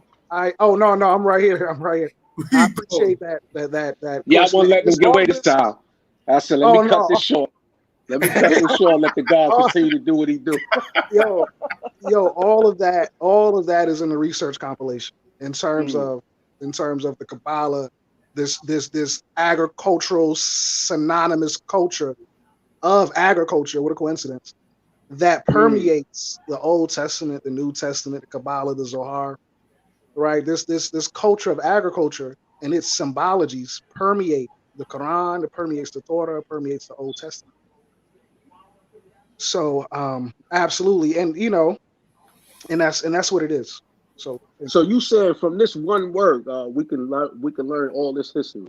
That one word would take us through at least we just mentioned at least 3 different nations of people. absolutely, at least. Absolutely, because you said this one word, from its root and its origin to its modern day use and how it's used today, can be traced over, we could say, 4 different generations. Absolutely. You know why that is? Inquiring minds wants to know. Yeah, that's because the culture of agriculture that spread it all over the world, 12,000 BCE, between 10,000 and 12,000 BCE, that the agriculturalists, the farmers from Uganda, Ethiopia that went up the Nile and showed people how to store grain in storehouses, it was that practice of agriculture that caused civilization, because now you can focus on other arts and sciences because you don't have to be in the farm all day. So the words that were associated with agriculture, whether you're looking at Greek, Arabic, Hebrew, Aramaic, ancient hieroglyphics, Sabaic, these words are very consistent across these languages, because these agriculturalists from Africa that went into Iraq, that went into Greece, that went into the Levant, they had a similar language. And so that's why the word Nuwab proliferates ancient hieroglyphics, ancient Egyptian, ancient Demotic, ancient Arabic, Hebrew, Sabaic. It proliferates all of these languages because these are agriculturalists speaking the same tongue. Okay. So they can't say that the people who are trying to question Bible and the authenticity of Saba'ic or Noapoi or Sabai, they can't no longer make that claim, because now that we found the roots of these words in the ancient languages that predate Hebrew, Arabic, and others, now that we find these roots in the regions that Brother E. King just spoke of, it negates the fact that we took anything from anybody, because the oldest and the original would prove and contest out what the people are saying. It proves the point, one, that the language is found in an older civilization, that two, it evolved over time and migrated to other places based on migrations of human beings from those regions into other places. So this is one of the reasons why the master mentions the language as the language of time, because it went through so many different periods. You see what I'm saying? So it evolved. The language evolved into what they're calling Arabic today. It evolved into what they're calling Hebrew today. You see? And so he's taking us back, and we're doing everything necessary to have a language of our own, just like the Jews have a language. They modernized Hebrew. You see? So we have a right to do that, right? And no one can make that statement to say that our language is fake, because all language is made up. Listen. I want to right then there. I want to take this side joint. This is impartial reading because it's a long slate, but I've been eyeing it for a while. This is from the 33 Commandments of the Sabaeans, right? It's just page 85. It start Anuki Yake Anuki. Boom. Listen, the Mungalu, the Asians have their own Lahajat languages, their own Masak music, their own Rakasat dances, their own clothes, their own Bara'at foods, their own Hazab-at cultures, beliefs, and heroes. The Mujvadu Indians have their own languages, their own music, their own Rakasat dances, their own Nilbas-at clothes, Bara'at foods, and Hazab-at cultures, beliefs, and heroes. The Muirabu, the Europeans have their own languages, music, their own dances, their own clothes, their own foods, and their own cultures, beliefs, and heroes. The Arabs have their own languages, music, dances, clothes, food, and culture, beliefs, and heroes. Now it's time for you to do the same as Munwapu, Musbatu, Nuwapians, Sabians, to have your own Lahaj language, to have your own Bara'at foods, to have your own Datat religion, to have your own Masak music, to have your own Kadesh Zamutat holidays, to have your own Malatal at rituals, to have your own Tashor at celebrations, to have your own Shabale imagery, to have your own heroes, to have your own Makdash at temples, to have your own books in your own Lahaj language, to have your own Hazab culture, to have your own dress code. Do not live in the image or likeness of the Muadamu, the Adamites, and their father, the devil. They need for you to be the stereotypes that they created of you, and will pay you millions to act them out, so that their children will see you as buffoons. I'm going to stop right there. I'm going to stop right there. Like I said, this is a long joint, but that hit hard with the subject matter that y'all building on the language and how important it is of the language. Listen, we're going to have to 3 hours, 13 minutes, and some odd seconds, right? I appreciate the gods showing up, and Petty couldn't make it tonight. Him and the other brother, Kufu, because this would have been crazy. Now, I know they're going to come and double back next week and be like, yeah, hold up. We heard y'all say such and such and such. We got this, we got that. But, yeah, this is a blessing. I hope y'all took notes. I got something else I want to read. Let me get inspired. This is from the Psalms. Psalms Yiganum. This is Pasamak. Oh, that's Samak. You said, what's the God said? Songs earlier. All right, E? True indeed. Right. Samak. Song, yeah. And guess what it is 72, backwards? 11, and 19. That's Guess right. what it is? Guess what it is backwards though? Hamas. Guess what Psalms is backwards? What's that? Masak, music. Music, Masak, music. Okay, I got you. I'm with That's you. what it means. Samak backwards is Masak, music. Music, indeed. That's the interchangeability. Yeah, that's what you call metathesis. Hold on. What you said, what's that called? When you switch a word around in any Afro-Asiatic language to reveal a different concept, that's what you call metathesis. Okay. So Metathesis? Like the metathesis is something that grows and evolves into something. Okay. No, when you flip the three consonants around. So what are the three consonants of Samak? The consonants of Samak, the SM and the K, basically. And the K. Okay. So you flip it around, becomes music. Okay. Right. So in the word in Arabic is masak, in Arabic for music. Right. Masak. The word Samak and the glyphs and the hieroglyphic inscriptions is songs. It's songs. And the glyphs. Well, here's something I would like to raise now, since we on that point, right? And we emphasizing and stressing the importance of language. So we understand and know that for most of us, when we using the term saying language, we're actually talking about understanding the components and structure of language, sort of like what they call grammar, like in the seven liberal arts of Freemasonry, right? One of the liberal arts would be what? Grammar.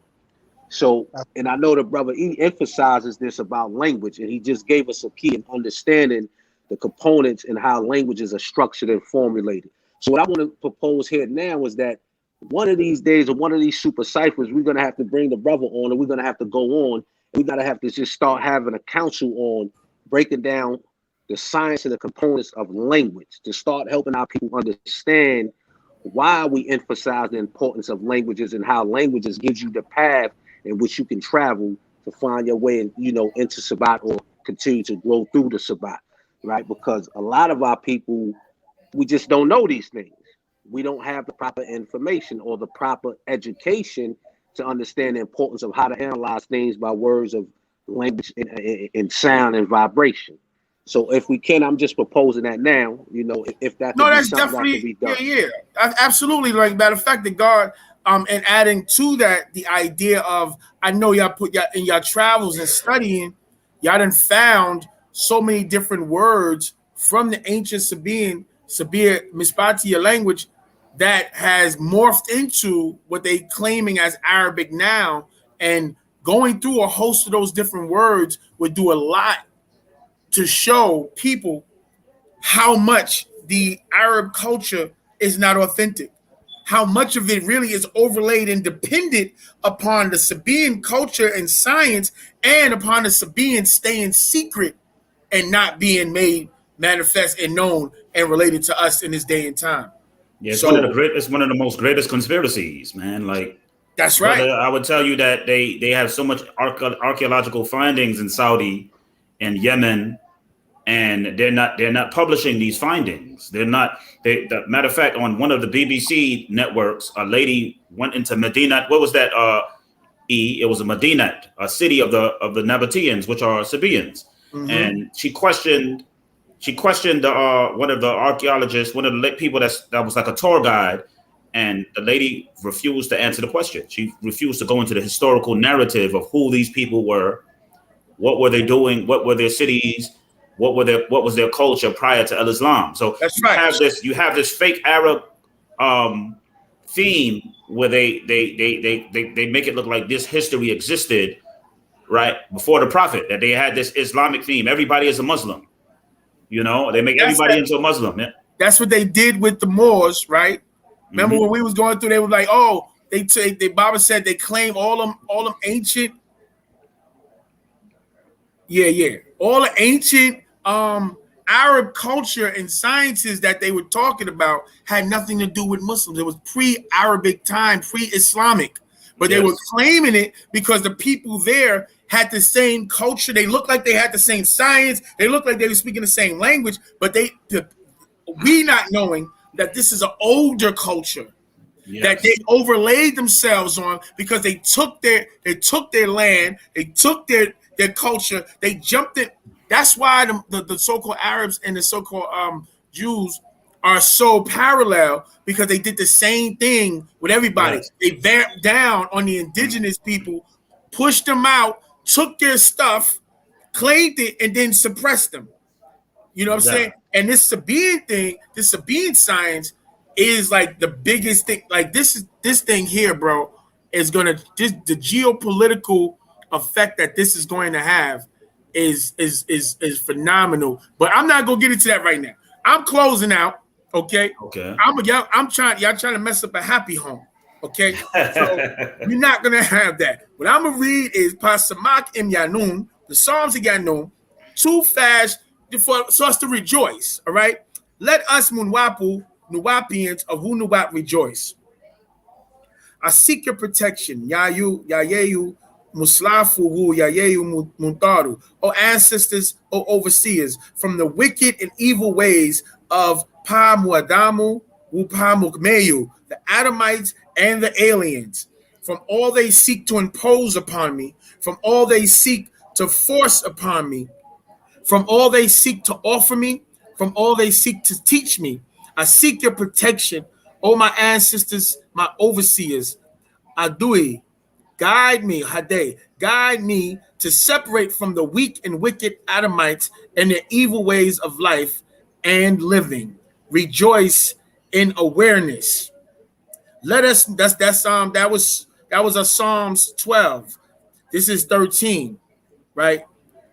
Let us Nuwapians of Wunuwap rejoice. O my Salafu ancestors, please make me an agreeable person where I am unagreeable. Please make me kind to others when I am not being kind. Please make me forgiving when I am not being forgiving. Please make me Ratu, calm, when I am not calm and in a state of gazab, anger, and rage. Please make me giving when I'm not giving and offering to others in need, others' needs. Please make me Sawub, protect. Excuse me. Please make me Sawub. Oh, I think I got a term. Yeah, and protect me and empower me to overpower my gazab angers, hates, racisms, violence, and aggressions. Please protect me from me. For what I bring upon myself, make me strong enough to face and admit and accept my own weaknesses and empower me this Zamut, this day forward. Rejoice and change. Okay, sheesh. That's a good one. I got to say that. Because, we be going through that lower self, high self. We be going through it, God. And listen, I want to thank the gods, E. King, Brother Ron Thu, Asar Noon, Atun. I hope you can join us again next week. And even throughout the week, I'll be jumping on. So if you interested, holler at me while we on, and I'll send you the link to get in. And listen, bro, this is phenomenal.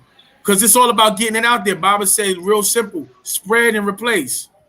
Get out there, spread and replace. I want to thank all the family members that joined us again: John Sine, Kamos, Kahemet, Ebe, Nefarious Sent, George Prestel, Kafuz Tarif, Asar, that's you jumped in afterwards. Israel, Tangirla Jackson, Amunet, Adaholics. My brother, that's Adaholics, my bro, on the low. He hit me on the text. I didn't know who that was. I like that. C.M. You know what I'm saying? He asked you a question about the hieroglyphics. We're going to deal with that the next time around. And the God, Pamukdal, Kevin Daves, which is Ab Ankh. And I'm going to say this, y'all. Zikawun Wakut. Nah, it's our time. Okay? It's our time. And guess what? If not this, WU-SABAT, then what? If not now, then when? And if not us, then who? That's how I'm leaving it. That's how I'm gonna leave it every time I jump up here. That's where we at. I appreciate you all. You know what I'm saying? This is just the beginning. We got to wake. We stepping to do the duty to waking up the universe. You know, so finally I say, Rabat Wu Ashuk, all right, to the family. You know, divine, unconditional love and peace to the family. All right, y'all peace and blessings. Ashok Leakum. All right, y'all have a good night, and I appreciate y'all. Blessings, man. Blessings upon blessings for y'all showing up and joining me. And we gonna get it in.